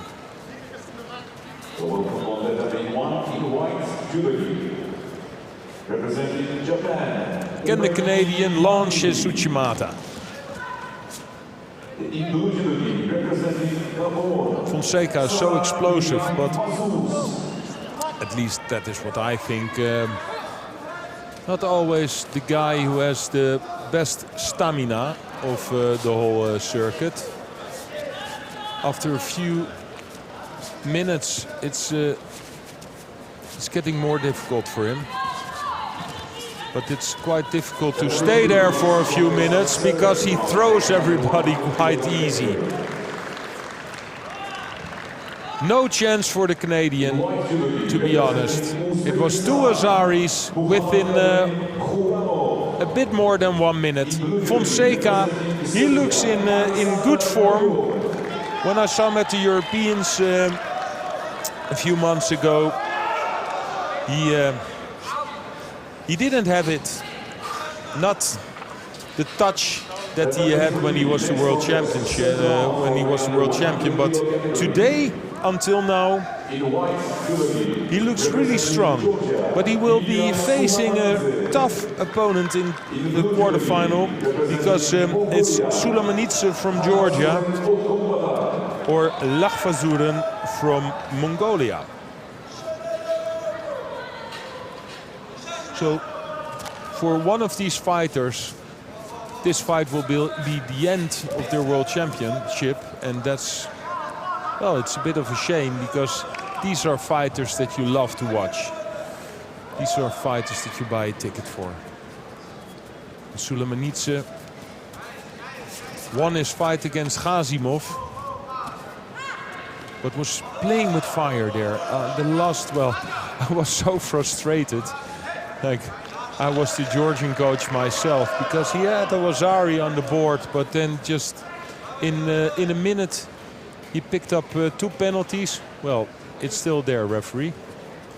The referee tried to pick something up, but he will see it later on, I guess.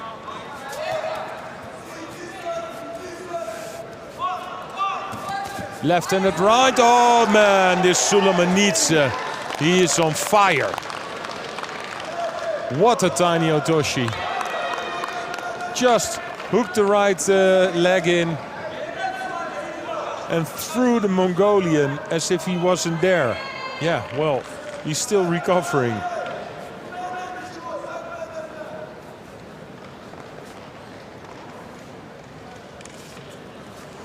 Let's see the replay of this massive, massive Ippon. This man still, I think, 19 years old or something. Really dangerous fighter. This will be a hard one for Fonseca, because that's the next fight for him. 2 hands around the back of the Mongolian. They love to fight themselves like that, with 2 hands on the back, of course, the Mongolian wrestling style. But it was Sulamanidze who did it in absolutely class form. We have a 10 minutes break, and after that we will continue with, I think, the quarterfinals. Korrel, Idir, Fonseca, Sulamanidze. See you in 10 minutes.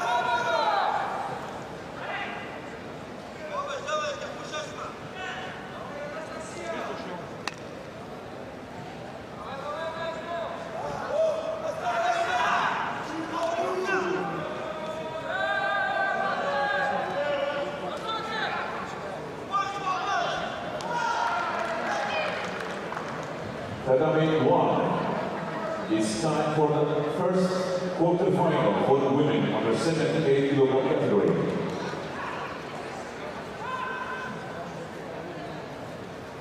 Egyes számú szőnyegen negyedöntő következik női 78 kg-ban.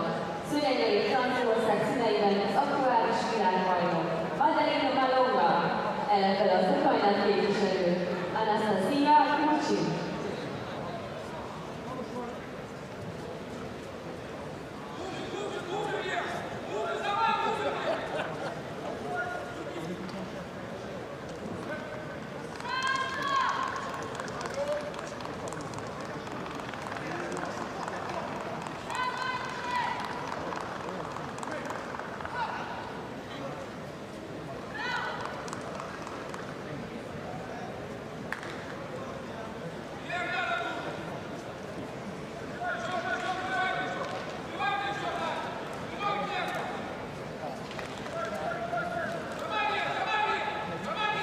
Kedves számú szőnyegen 100 kg harmadik fordulója egy szőnyegen Kanada képviseletében. Semi ellenfele az Észországot képviselő Otto Ivana.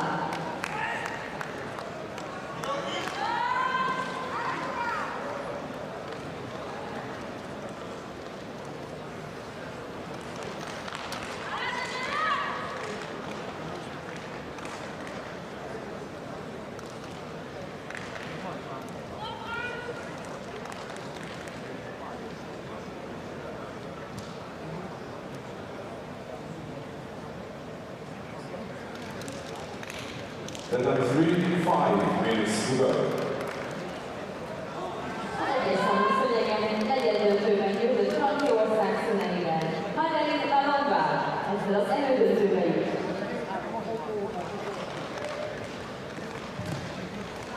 Tatami 1 next contest. Quarterfinal for the women under 78 kg category. A következő negyedöntő 78 kg-ban. Szőnyegei fehér ruhában Hollandia képviseletében Musia Stenhus, ellenfele az Izrael képviselő Imbar Lamir.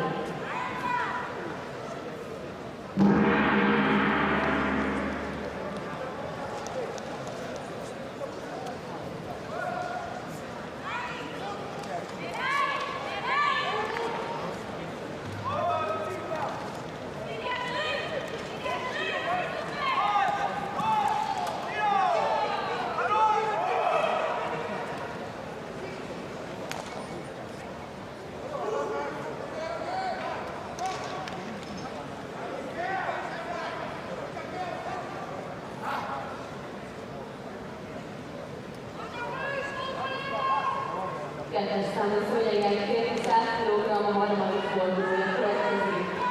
Szőnyegei az enyék színeiben versenyző független sportoló Armán Adamian, ellenfele a Svédországot képviselő Joachim Vargi.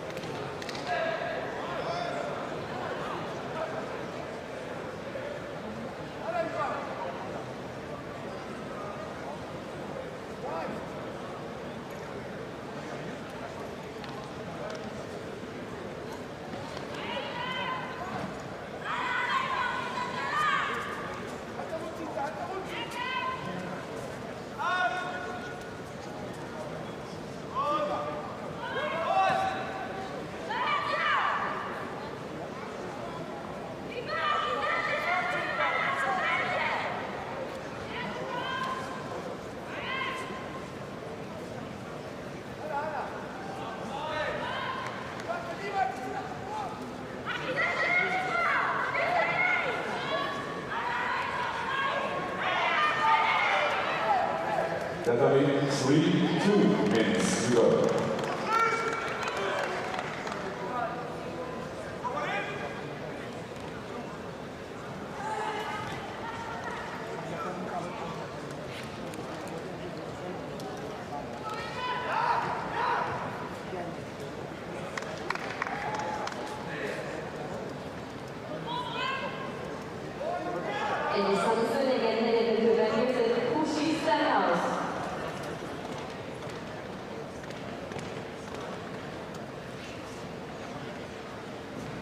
Next quarterfinal on Tatami 1, women under 78 kilo category.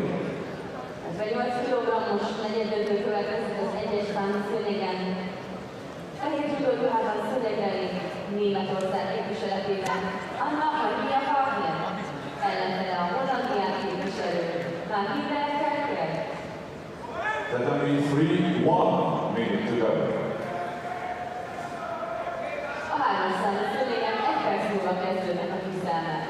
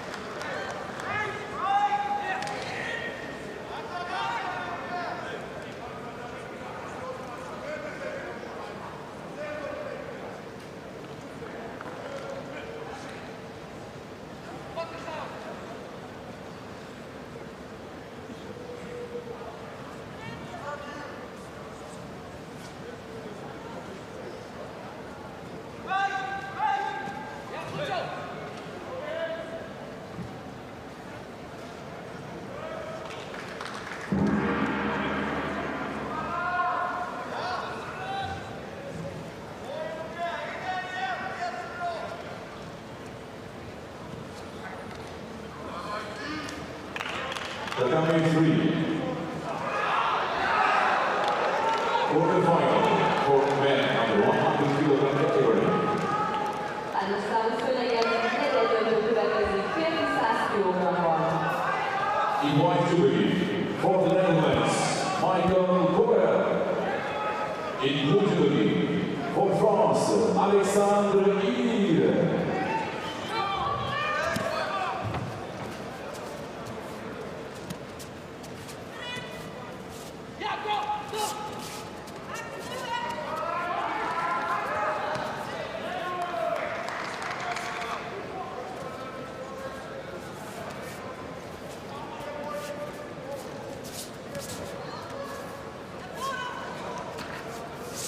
Tatami 2, break 10 minutes.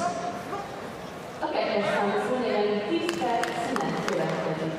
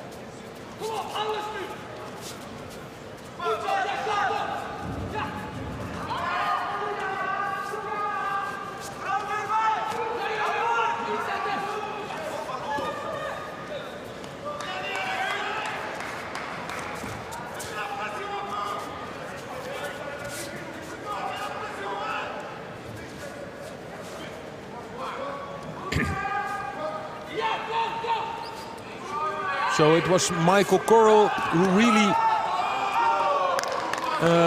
made a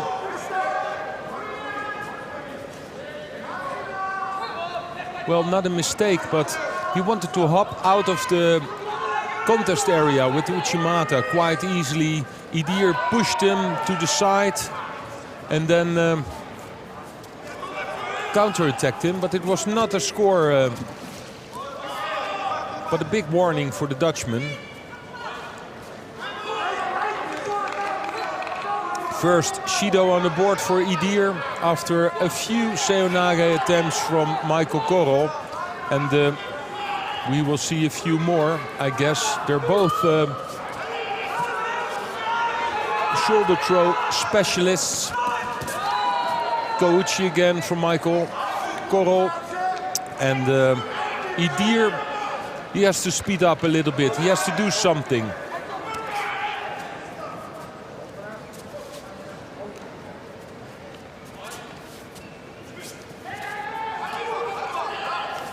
Important, the left arm of Idir. He wants to have the lapel. You can see that Michael Korol is pushing the arm down all the time, trying to break the grip. Shoulder throw here from Idir on the right side into the Newaza, but no control. Idir already had a hard fight, his last fight against Dozen from Serbia. For Michael Korol, it was a little bit easier, the road to the quarterfinal. And also in this quarterfinal, he looks a bit fresher.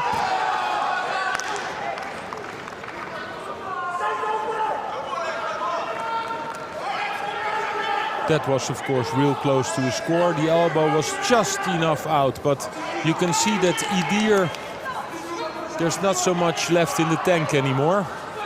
Still dangerous, of course, especially now with 25 seconds on the board. You don't want to get thrown.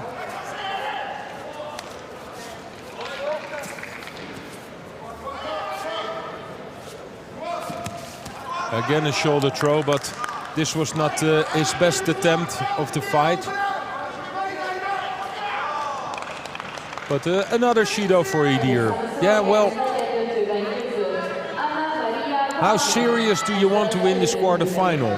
If you look at the Frenchman or you look at the Dutchman, it's quite clear that Korol is the one who wants to win this fight. Idir is, well, it looks like he's done. He does not have the energy anymore, but and it's over. It's Michael Korol in the semi-final, and Idir, he gave a lot of energy in his third round fight. He did not look very fit. So it's Michael Korol in his semi-final.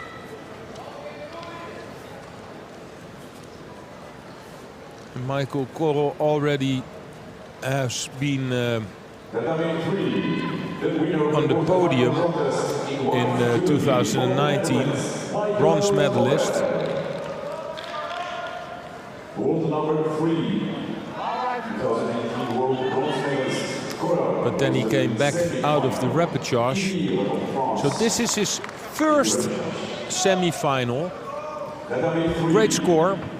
From one side, one hand on the lapel, the other one on the sleeve. Jumped underneath with the katakuruma. Michael Korol, he can wait in the warm-up area. They have some big screens there to see who will be his opponent in the semi-final. A clash of styles this is. The reigning world champion Fonseca, so dangerous with all his shoulder throws and the side. This is always the two throws he does. But Sulemanidze, a youngster, but so dangerous with his Georgian style of judo. Let's see what will happen. Well, first thing that will happen is a small medical treatment for the Georgian.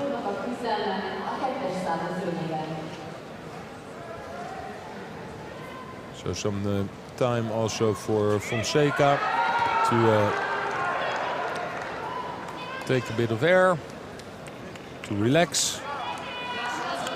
How difficult it is on that place. Well, he's 28. One of the smaller fighters in this category. You can see Sulejmanice a bit taller. Sulejmanice loves to throw with his long arms over the back of his opponent. But it's difficult because it's Fonseca now scoring. Was it a score? Yes, Wazari on the board. It's Fonseca who completely controls the arm of the Georgian. Every time when the Georgian want to throw this right arm in the neck of Fonseca, Fonseca completely breaks the grip and jumps in. Well, the coach Soares is screaming for Wazari, but it was Sulejmanice who tried to roll him over. And I think he injured his leg also. That was completely double folded, his leg. I think there was just enough of a stop. It was the shoulder throw from Fonseca. There was a stop and then Sulejmanice tried to counter him, but in a dangerous way. So it could be Wazari also for Fonseca. What will they choose? No, they continue. In my opinion, the right decision. But Fonseca is leading and he has a great plan with the shoulder throws. No chance for Sulejmanice. No chance. Still a junior, of course, and I saw him fighting in Tbilisi and also in Tashkent. He looked really strong, but Fonseca, the reigning world champion, he throws him for two big Wazaris, every time controlling the arm, the sleeve, and jumping underneath with these seonages. So what a semi-final we have. It's Michael Korrel from the Netherlands, one of the highest ranked, and it's Jorge Fonseca from Portugal, the reigning world champion.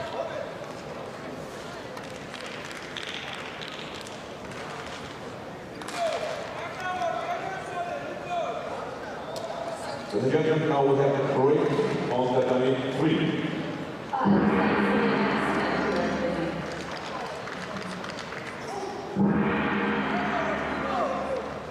We have a break on Tatami 3, of course. We have to have a little bit of time and then we can start with the repechages and the semi-final. So we will be back in a few minutes.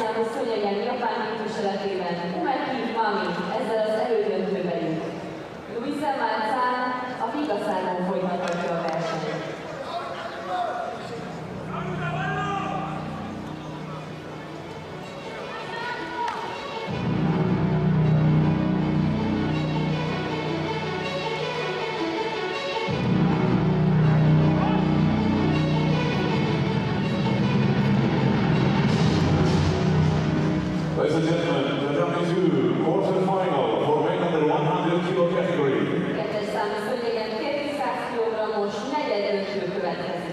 In white category for Georgia, world number 1, the Olympic and world medalist, 3 times European champion, Barbara Lipateriani. In blue for Serbia, 2017 European champion, Alexander Kukol.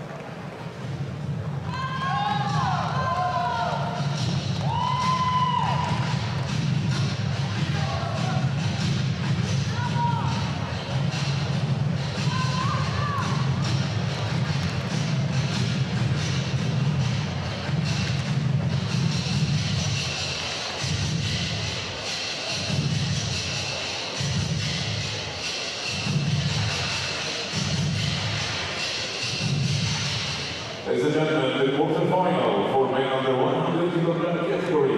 Hölgyeim és uraim, kettes számú szőnyegen hegyedöntő 100 kg-ban, szőnyegen Kanada színeiben, Ségi Elnahás, ellenfele független sportról az ERF képviseletében. Tatami.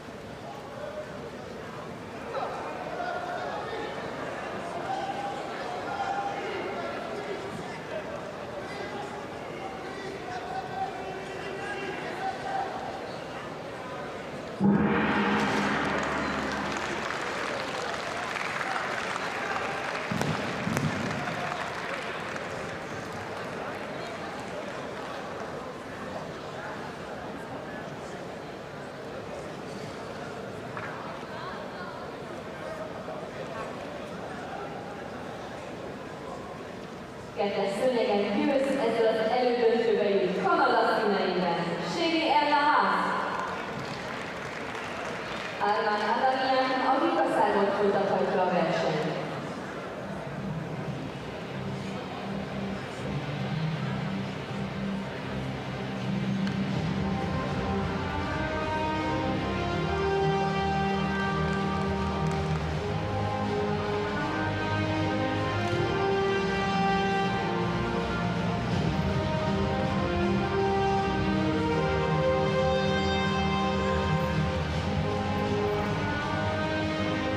Dear spectators, now we have a break, about 15 minutes, and after the break, we will continue with the repechage and then the semi-final contests.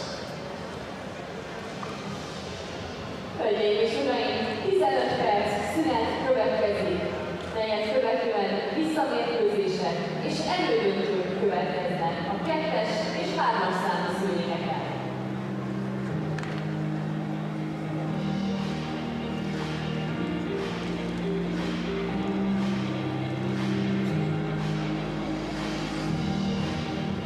On the screen you can see the highlights of today's preliminary contests. Ameddig várakozunk, a nagy képernyőn a mai nap selejtező mérkőzéseinek legszebb pillanatait láthatjuk. We remind you that today we have day 6 at the World Judo Championships Hungary 2021. A mai nap a 2021. év Magyarországi Judo Világbajnokság 6. versenynapja.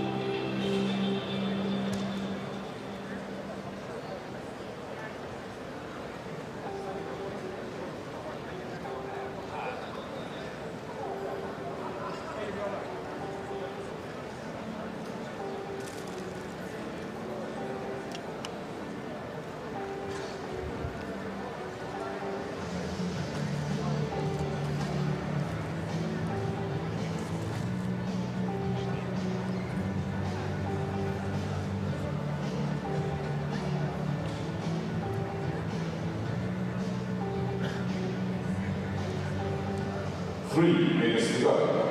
3 perc és kezdünk. After the break, we will continue with the repechage contests for men under 100 kilograms on Tatami 2 and on Tatami 3.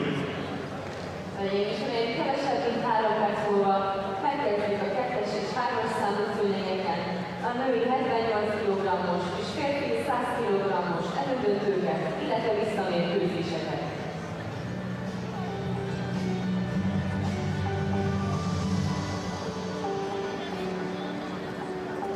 Dear spectators, once again, we remind you that today is day 6 at the World Judo Championships Hungary 2021. Don't forget, you can see the latest news, results, videos and photo galleries on the official website of the International Judo Federation, www.ijf.org. Follow live results on live.ijf.org. And the hashtag of the World Championships is #JudoWorlds. A legfrissebb híreket, eredményeket, videókat és fotogalériákat a Nemzetközi Judo Szövetség hivatalos weboldalán, a www.igf.org weboldalon tekinthetik meg. Amennyiben élő eredményeket szeretnének követni, a live.igf.org weboldalon keressék fel, és kérjük Önöket, amennyiben posztolnak közösségi média oldalukon, ne felejtsék el használni a 2011. évi Judo világbajnokság hivatalos hashtagét, #JudoWorlds.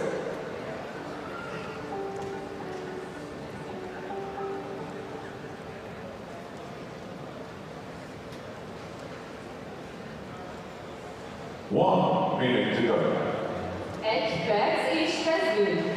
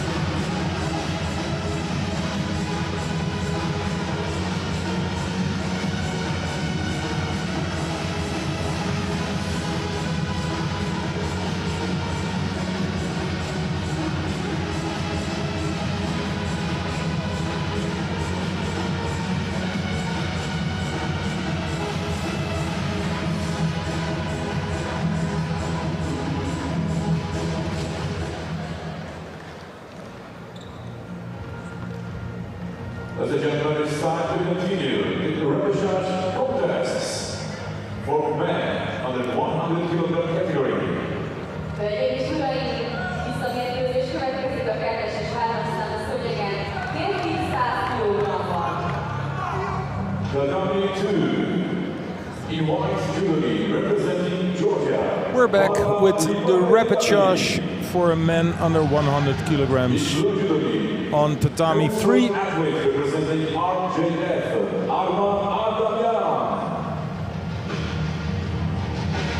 Tatami 3, in white jewelry representing France, Alexandre Idir from France lost his quarterfinal against Michael Korrel from the Netherlands. Sulemanidze, we saw him losing against Fonseca, the reigning world champion.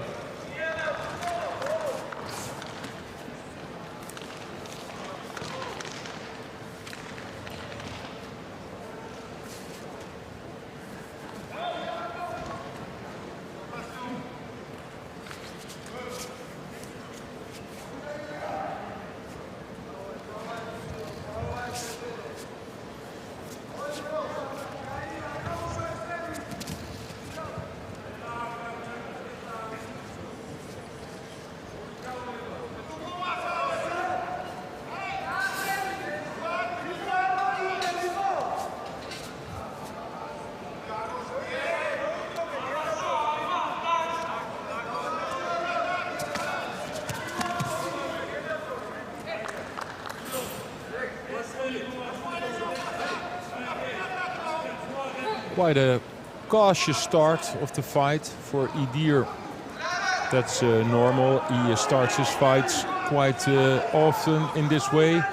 Sulemanidze normally throws in a few big throws in the start of the fights, but well, that didn't work out against Fonseca. He threw Fonseca. I thought it was in Tbilisi for Ippon, but that was also one of the first times we saw Sulemanidze fighting in the World Judo Tour.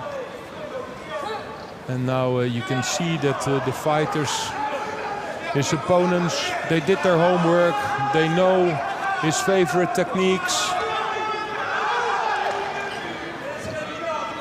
And so it's more difficult for him to get the right grip, the grip he wants.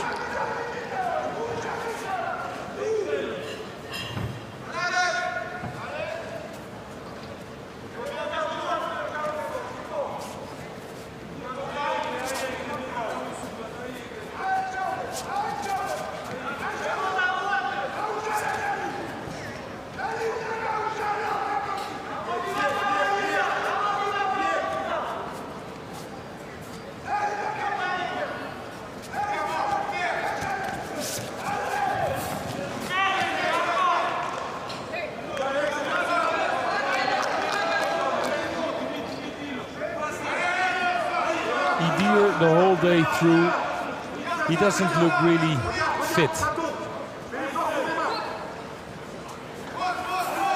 The last two fights against Korol and against Dozen from Serbia.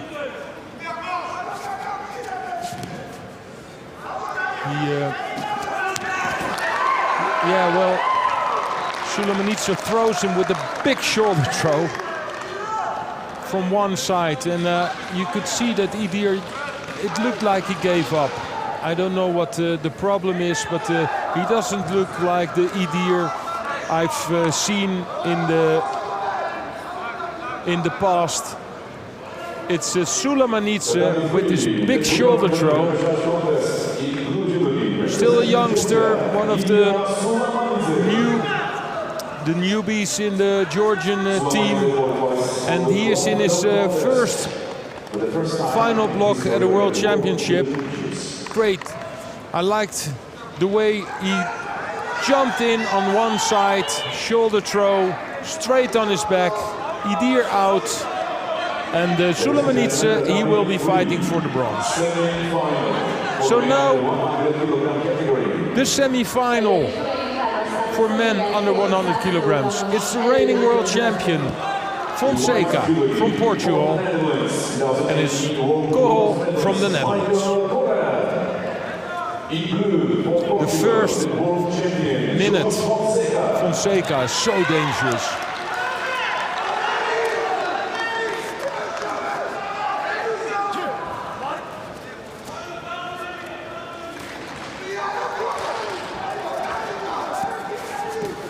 This is the shoulder throw. He always starts with this right seonage on one side. Of course, Michael Korol did his homework. He knows that this is the game plan of Fonseca. So, tactical good solution to start on the lapel of... but here it is! Well, that was really close to an ippon though. Wasari on the board. Great start from the reigning world champion, but still a lot of time for Michael Korol to do something about this. Every time the left arm, Michael Korol, but Fonseca breaks the grips quite easily. He shows the referee now. Again, the shoulder throw. Michael Korol can make the shoulder throw as well, and also the Kouchigari. That's the shoulder throw. Well, with all these techniques, you can't believe that it's only 1 minute in the fight.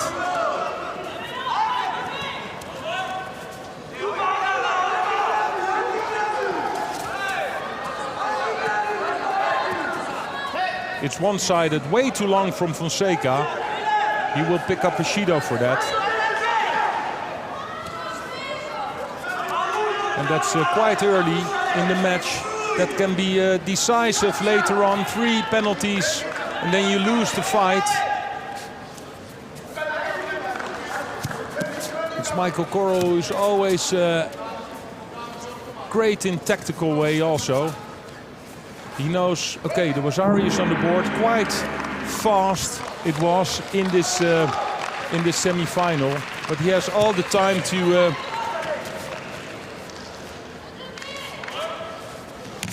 oh, but it's over.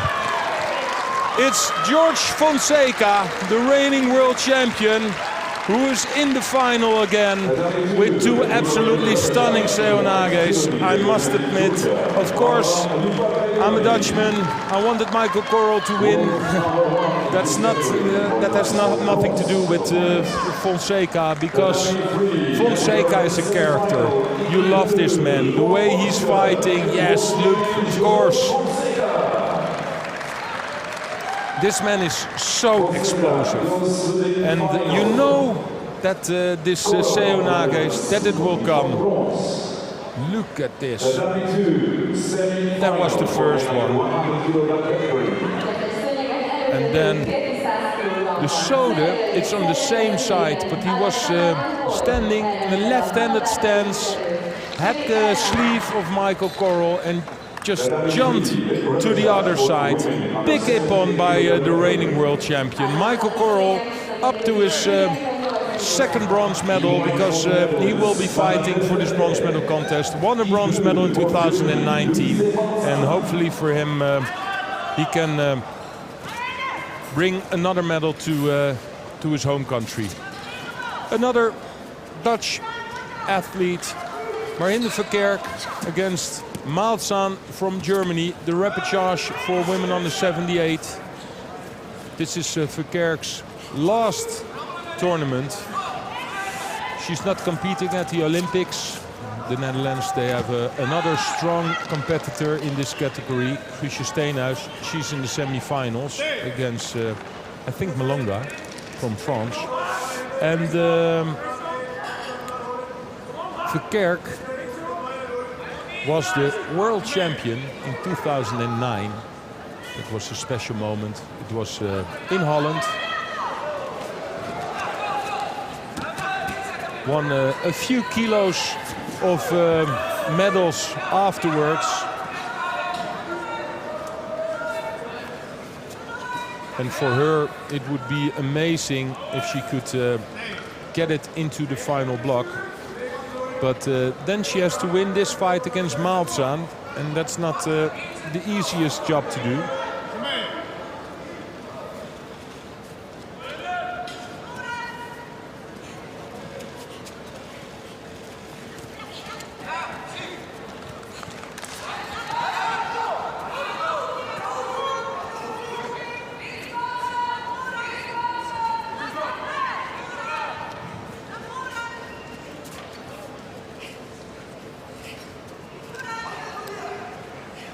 Malzahn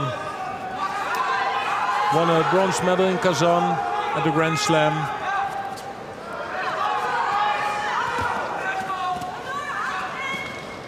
Let's see if Verkerk can get the leg out.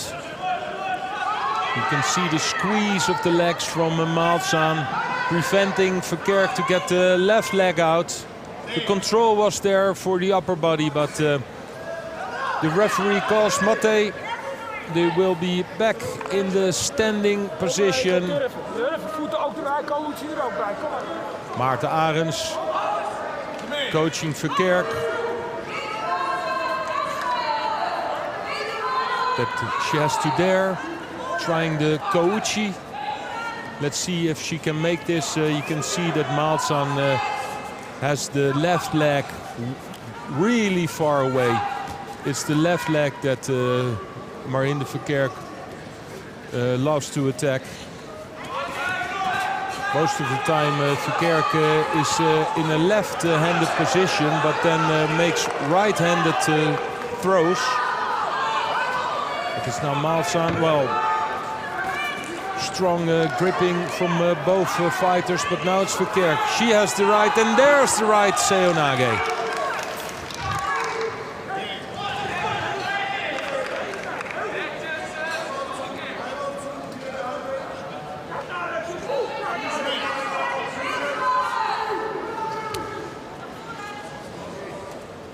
First penalty on the board for the German fighter.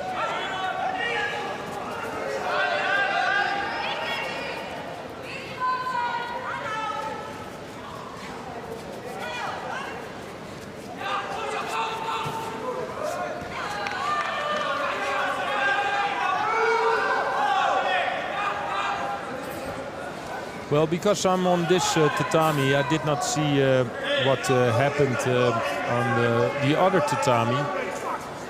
So I just watched. Here we saw Michael Korrel and Fonseca in the semis.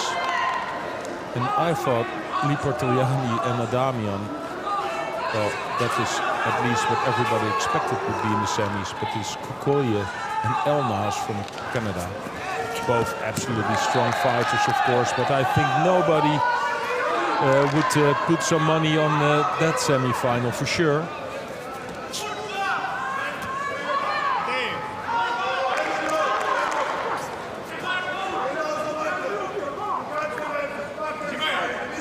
Lipartoianni and Adamian, they were fighting each other, but it was in the repechage. It was Lipartoianni who won, and he will be fighting Korrel from the Netherlands. We just saw him lose against the reigning world champion Fonseca in his second final. 4 minutes gone into golden score. One penalty, that small yellow dot you see behind the name of Malzahn. That's the only thing on the scoreboard until now.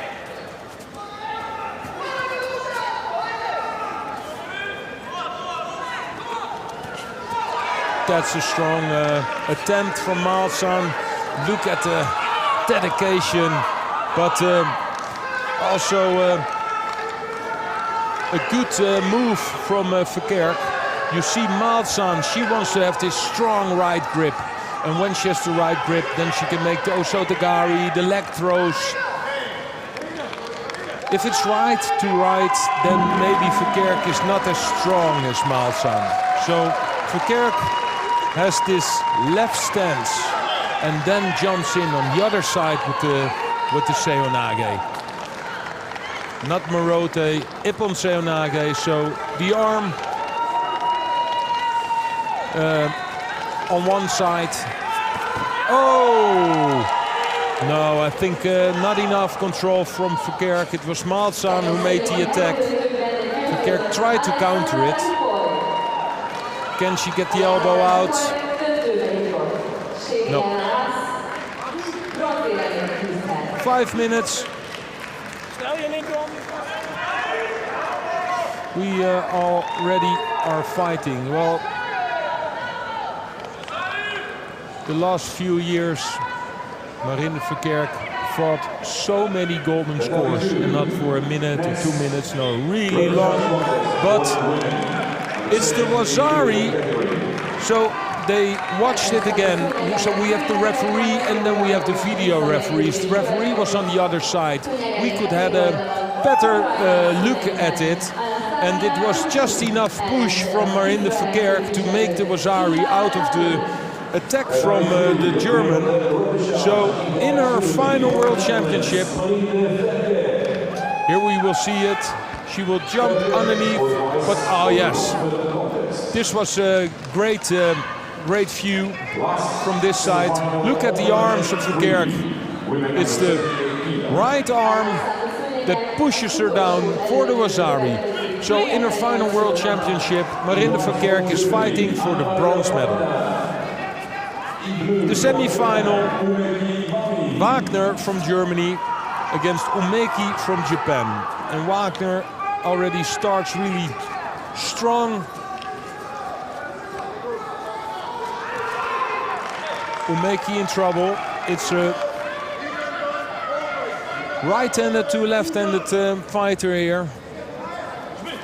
So the hips are close to each other.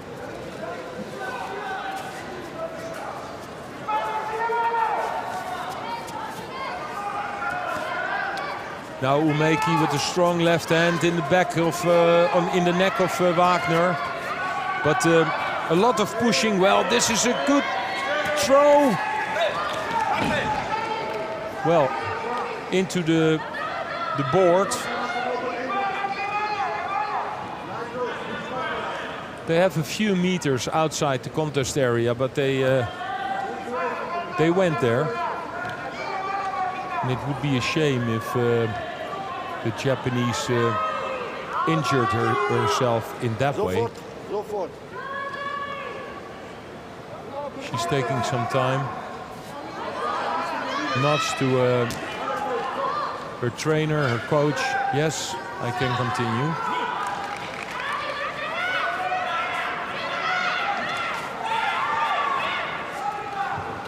So, Malsan, the right-handed fighter. She wants to have this right arm there, in the neck of the Japanese. And then every time when she makes the attack, Umeki will jump straight forwards and make her own attack on the left side. This is what we will be seeing the next few minutes for sure, if they're not scoring a Nippon.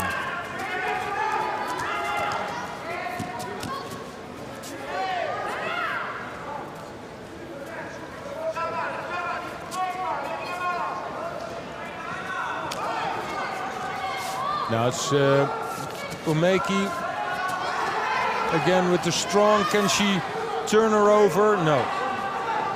So dangerous, the Japanese women in the Newaza, working on the ground. If you're on your knees and the Japanese is above you, you know for sure that you're in big trouble.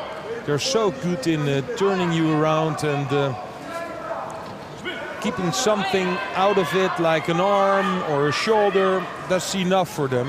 If they control your upper body, and the only thing they have to do is release their legs, then the flexibility in the hips of the Japanese women, it's so good. They can get this leg out in every situation.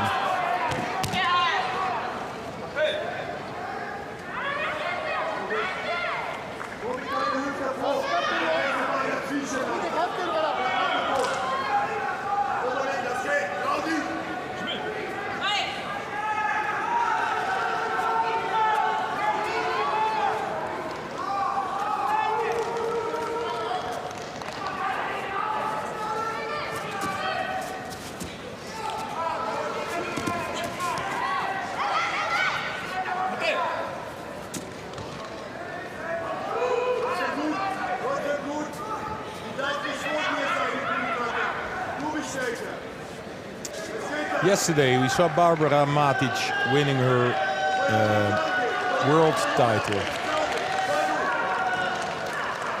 And she fought so hard in this final against the Japanese. If you just stand still and you don't do too much, the favorite techniques of the Japanese is they're so good that they can make a score if they have a small chance. So you have to fight them hard, and that's what Wagner is doing, and close to a counter here.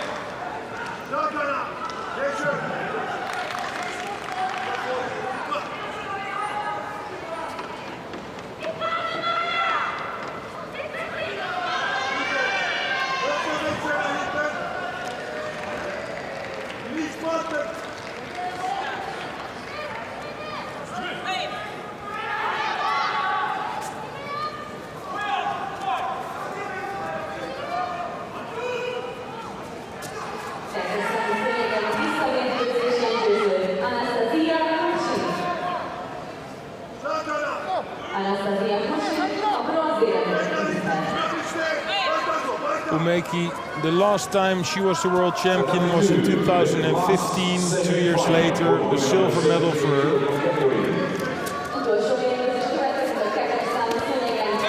So if she wins this semi-final, this will be her third final in her career.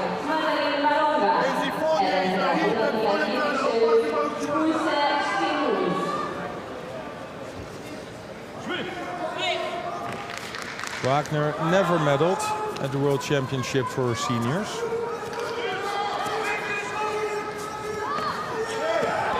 Oh, but this is the score. Wazzari on the board. So we saw it already a few times that Wagner was waiting to counter her opponent. Every time this right to left-handed stance, Umeki gets in. Normally you would say, okay, you have 30 seconds, Umeki. What are you doing in the ground? But the Japanese are so dangerous there. So 26 seconds, it's Wagner who scored the Wazzari. And there's even not one single penalty. So she can pick up 2 penalties as well. That was so close. Is it on? Is it? Oh no! Is it underneath? The clock is ticking away. Well, that cost her the semi-final. Umeki almost scored, and she thought she had the strangle. But that also costed a lot of time. It's Wagner from Germany. Yeah, she can't believe it. Well, she better does. She is in the final for women under 78 kilograms. And Umeki, a former world champion, former silver medal, she can complete all the colors at the World Championship after a gold and a silver. She's into the bronze medal contest. If she wins that, well, all the colors go to Japan. So it's Wagner who wins the semi-final.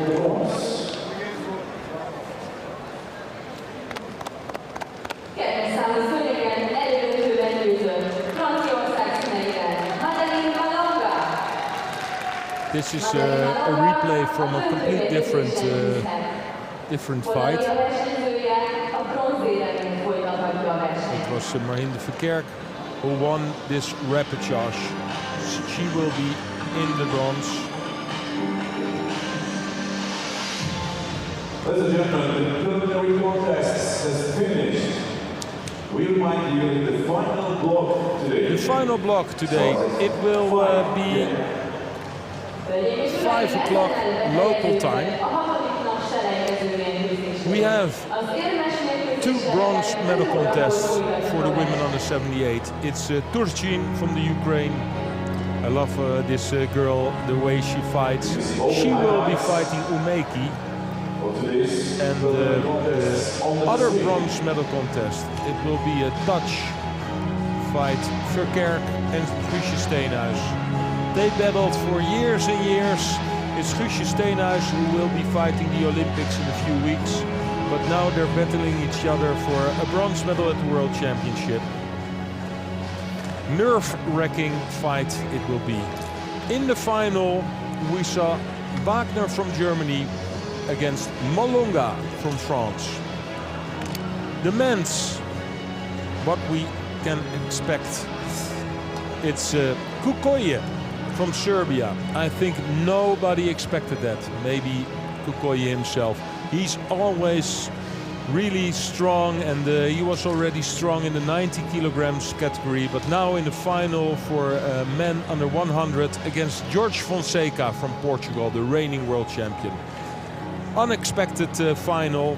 Fonseca, well, you can understand it, but Kukoye with on his side Lipartoiani and Adamian. He wasn't the one I expected in the final. In the semis, he won against El Nahas from Canada. So the 2 bronze medal contests, Lipartoiani from Georgia, Michael Korol, Sulamanitsa from Georgia, El Nahas. See you at 5 o'clock.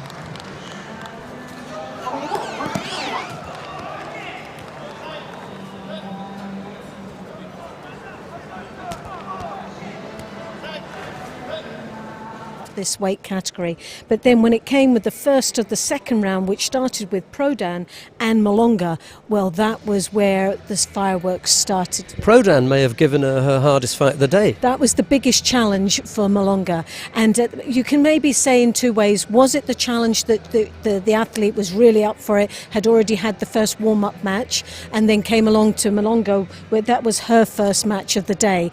It was a little bit of a slow start for Malonga, but at the end of the day, the true talent and the world-class athlete that she truly is came through at the end with those long legs that you just want to hate her for, and that beautiful technique with the Uchimata, the Oichi-Uchimata combination has just been a sort of winner for her all day. And that Prodan contest on the back of what happened yesterday for Croatia, because they're pretty close, Matic and Prodan, as far as the weights are concerned, so that could have been a little bit of that rubbing off. Well, you would have thought so, yeah, but that's what I'd said right at the beginning. For Croatia, they're running on a high after Barbara Matic taking the gold medal yesterday. You would think that there is all celebration. It's that confidence. It's like success can breed success. When they see a teammate doing so well, you know that your team's on form. And she came out really well, and Prodan, for me, looked strong and looked threatening. Gave her a good contest. Oh, definitely. Right, so once that was out of the way, it was, target in sight, aim for that, and off we go, because I don't really think that she was troubled that much after that. No, definitely not. But then what you were starting to see form was the Germans and the Dutch starting to come in. Now, they're like real... They're hard fighters. They're very tactical, technical, good niwaza. There was a lot of skills being done, but they were more tactical than technical today. They knew each match, they were prepared for it, and in some cases there was some close, hard fights. But at the end of they came through. Steenhurst came through to the semi-final against Malonga, and that was the biggest fall for her. And obviously she's down with Verkerk in that bronze medal match. And then you had Wagner, where I thought, and this was the only prediction I got wrong, that I thought Yumeki was going to get through into that final with Malonga. I think I might have gone there with you on that one as well. Yes. No offence to Anna Maria Wagner, but Yes, at the beginning I actually thought I had Yumeki down as being in that final, but then when she fought Malzahn of Germany in the quarterfinal, then I thought she's troubled with the long limbs, over-the-top athletes that come in and break her down and slow her down. And I thought when she managed to get through past Malzahn, then I thought she's going to be in trouble with Wagner, because that was very similar style, and I just thought... But even worse. And I thought... Taller, leggier, longer. Wagner, I thought, was on form today, and she was good at what she was doing. She's very, very sharp, and I thought Yumeki's going to be in trouble here. You know, you can edge. Sorry, you know how you can edge someone out sometimes. For me, Wagner didn't edge Umeki out. She beat her, well and truly today. Definitely, she beat her well, and but that was the turning point, and that's where I just saw the Achilles heel for Umeki. It was down to the over the top reach, the very strong upright posture that clamps down Umeki, and it just slowed and changed her judo, and she was always on the sort of the receiving end, and it was difficult for her. Right, so before we come to preview the final, let's have a look at the bronze medal matchups. We've got Anastasia Turchin of Ukraine, so much potential over such a long time and never really fulfilling it. She's going to face Umeki Mami, a former world champion and a world silver medalist. She's going to face her in the first of the bronze medal contest. Turchin has to be regarded as her best performance to date. Definitely. It's been a great performance for her, and the way her style and looking at Umeki and how she has struggled, she might struggle here for this bronze medal because the height good point. of Turchin, the style of Turchin might be, and if Turchin has done her homework and watched those matches and analysed how Umeki works, then she could take this bronze medal. If she hasn't done her homework, Umeki will catch her. And it all depends on when she catches her. I think the timing has got to be right here, because what you cannot give is Umeki amount. If she does go down a Wazari, or she goes down even Shido's, she will come back fighting, and she has enough skills to come back winning. So the timing's got to be right, and this is a crucial. She gets it in the first 2 minutes, then Umeki will come back winning. If she gets it in the last minute, that's it done. Which is what happened with Luisa Malzahn. Malzahn scored early, and you've just got to be careful with Umeki in Newaza, as is the case with all the Japanese women. You can't afford to take your eye off the ball there. Okay, so the second of the bronze medal matches, not the first time these two have gone head-to-head, Marhinda Verkerk and Husha Steenhuis. Now that's a hard one. You're asking me which way is this going to go? All I know, it's going to be a battle. It is going to be an absolute humdinger. There's no gimme here, from Steenhuis saying, "Oh, it's your last one. You can have it." No, there's going to be no love lost between these two. They're both going to come out for this bronze medal. They both desperately want it, and for me, it's going to be a clash of stars. I would predict it's going to go all the way. I don't see it being the most prettiest, dynamic match that we'll have seen throughout the whole 5 days, 6 days including this one, but there'll be a lot of heart, there'll be a lot of determination. Skill wise, I think it'll be down to the tactics they play. Okay, we're going to take a look at the final then. That is Madeleine Malonga of France, the current world champion. She'll be up against Anna Maria Wagner of Germany.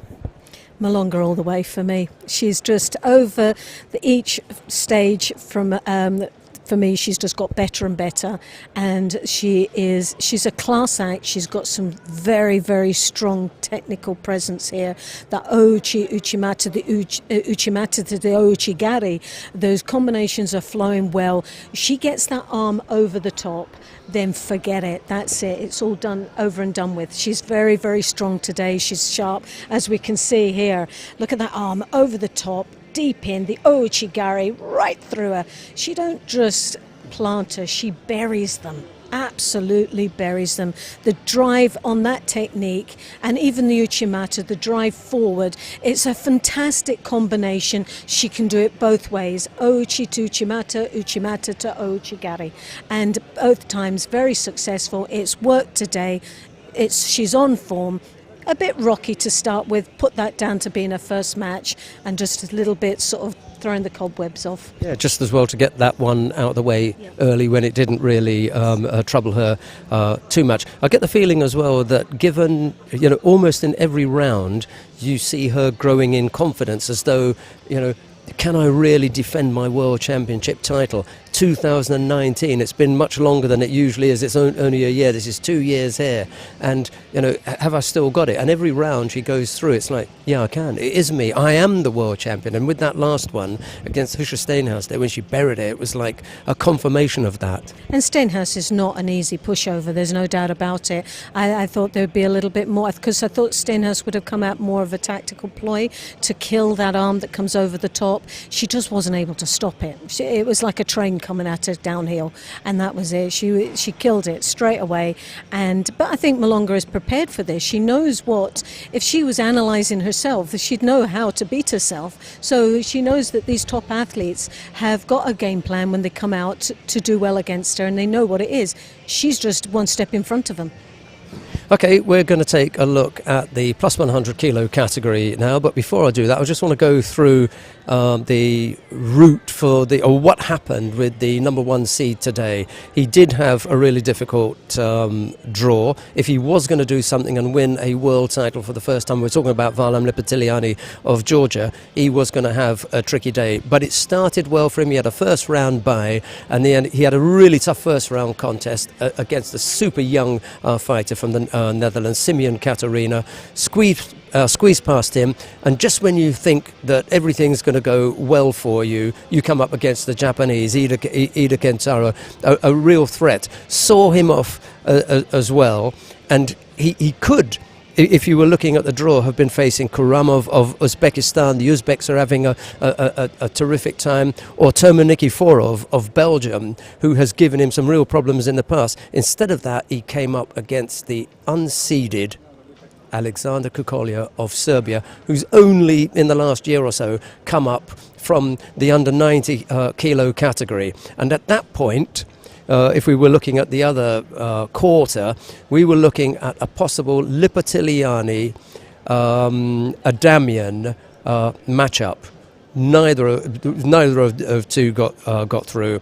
Kukolja defeated Lipitiliani, and it was and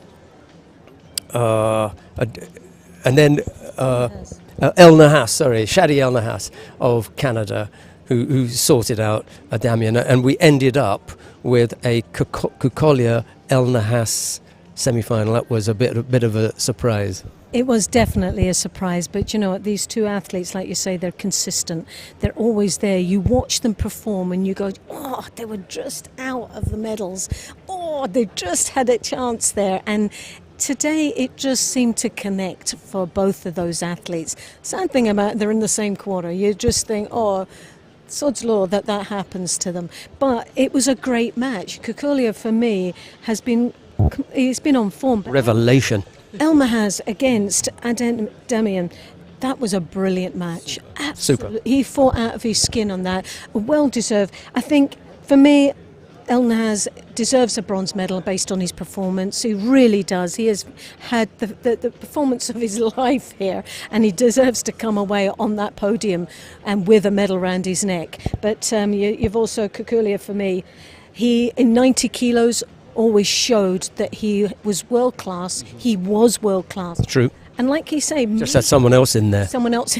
But when you move up into another weight category, you are that sort of unknown, and you've got it all to gain, nothing to lose, because the expectations of when you make that transition, you can take the pressure off yourself. He had a lot of pressure when he was in 90 kilos. Then he moved up, and it was like a new lease of life that he got when he moved into 100 kilos.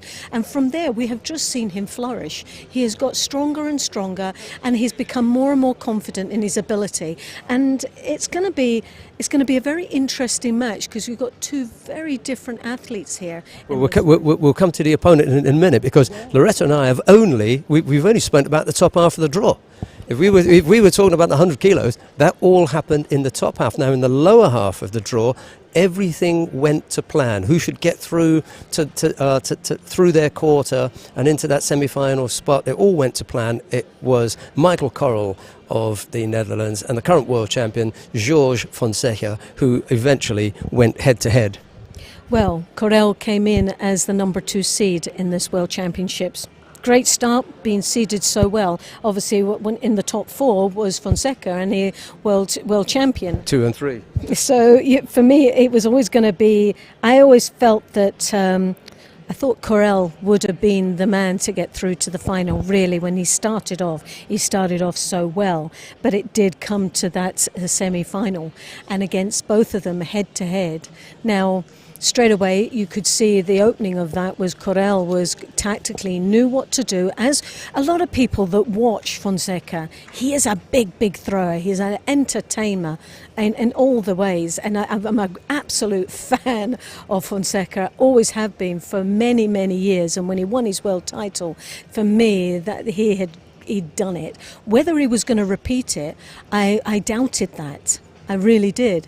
But after his performance here today, the big man can throw, and that makes him so dangerous. If Corel had gotten past the second, third minute, then we would have been looking at a different outcome.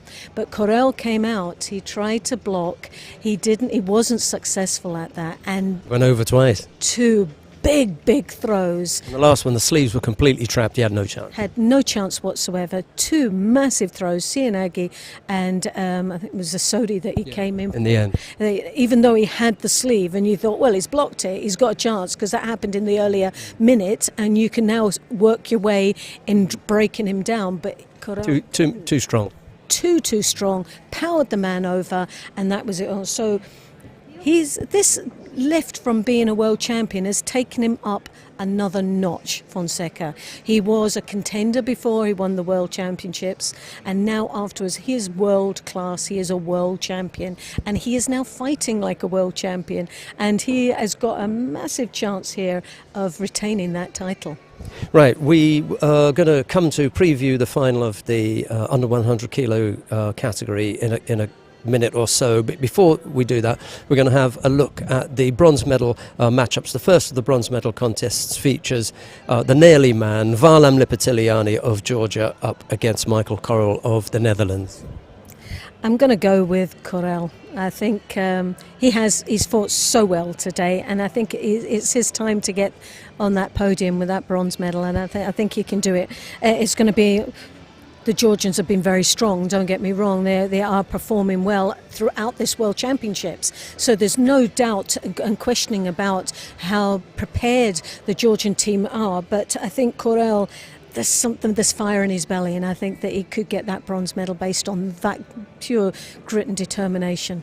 Okay, speaking of Georgians, there's another one in the other bronze medal contest. Ilya Sulamanidze of Georgia will go up against the number 4 seed, Shadi El Nahas of Canada. Sulamanidze, for me, is good. He's very strong, and I think you've got to give him one out of these 2, haven't you? You can't just say the Georgians are going to go out, so one of them's got to go in. But I think if anyone, this is the chance that the Georgian will get that bronze medal here. Again, it's El Nahas, but not taking anything away from El Nahas. He's a fantastic judo player, and again has fought out of his skin, but he deserves to be on that podium just the same as the Georgian. But I think it's going to be a real clash of styles. It's going to be the big engagement from the Georgian that's going to wrap up El Nahas. El Nahas will need to create space, he will need to back off a little bit, and he'll need to pick him off and opportunities with the combinations, the ashiwazas, and possibly maybe in the niwaza. But if he doesn't, if he gets caught up and he gets up close and personal with the Georgian's going to sky him. Okay, we come now to the final of the under 100 kilo category, and as is the case with the under 78 kilo category, where we've got the defending world champion to defend their title, it's going to be George Fonseca up against the unseeded, previously unheralded Alexander Kukolja of Serbia. I've got a soft spot here, I really have. Fonseca for me. I'd like to see him do the double. I'd like to see him be world champion again, and just like to see those little moves at the end. I wonder if he'll do a dance if he wins again.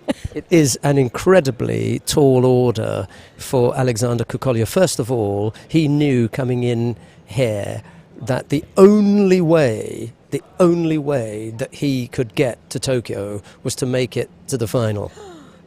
I didn't realise that. Yeah, he was so far behind his teammate, and he's done it. He had so much to fight for then, so you just think, no other way. That's a bit of a heart. Unseeded. That, isn't it? It really is. You just sort of we want to cry with that, knowing that he's made it. So, first of all, you've got to say congratulations to him, and you look forward to seeing him perform at the Olympic Games. And He was over 1,000 points behind his teammate. oh gosh. Hey, at the last hurdle, he makes it. He got over the line. Well done him. Delighted for him. I can see Loretta Cusack-Doyle tearing up. It's either she feels very, very strongly emotionally for Alexander Kukolia, or she's having hunger pans and she wants to go off for lunch. So we're going to take a break. We're going to be back at 5 o'clock. We've got a nice long break today. We look forward to your company for all the medal matches on day 6 of competition here at the Judo World Championships in Budapest. But from Loretta Cusack-Doyle and myself, it's bye-bye for now. Goodbye.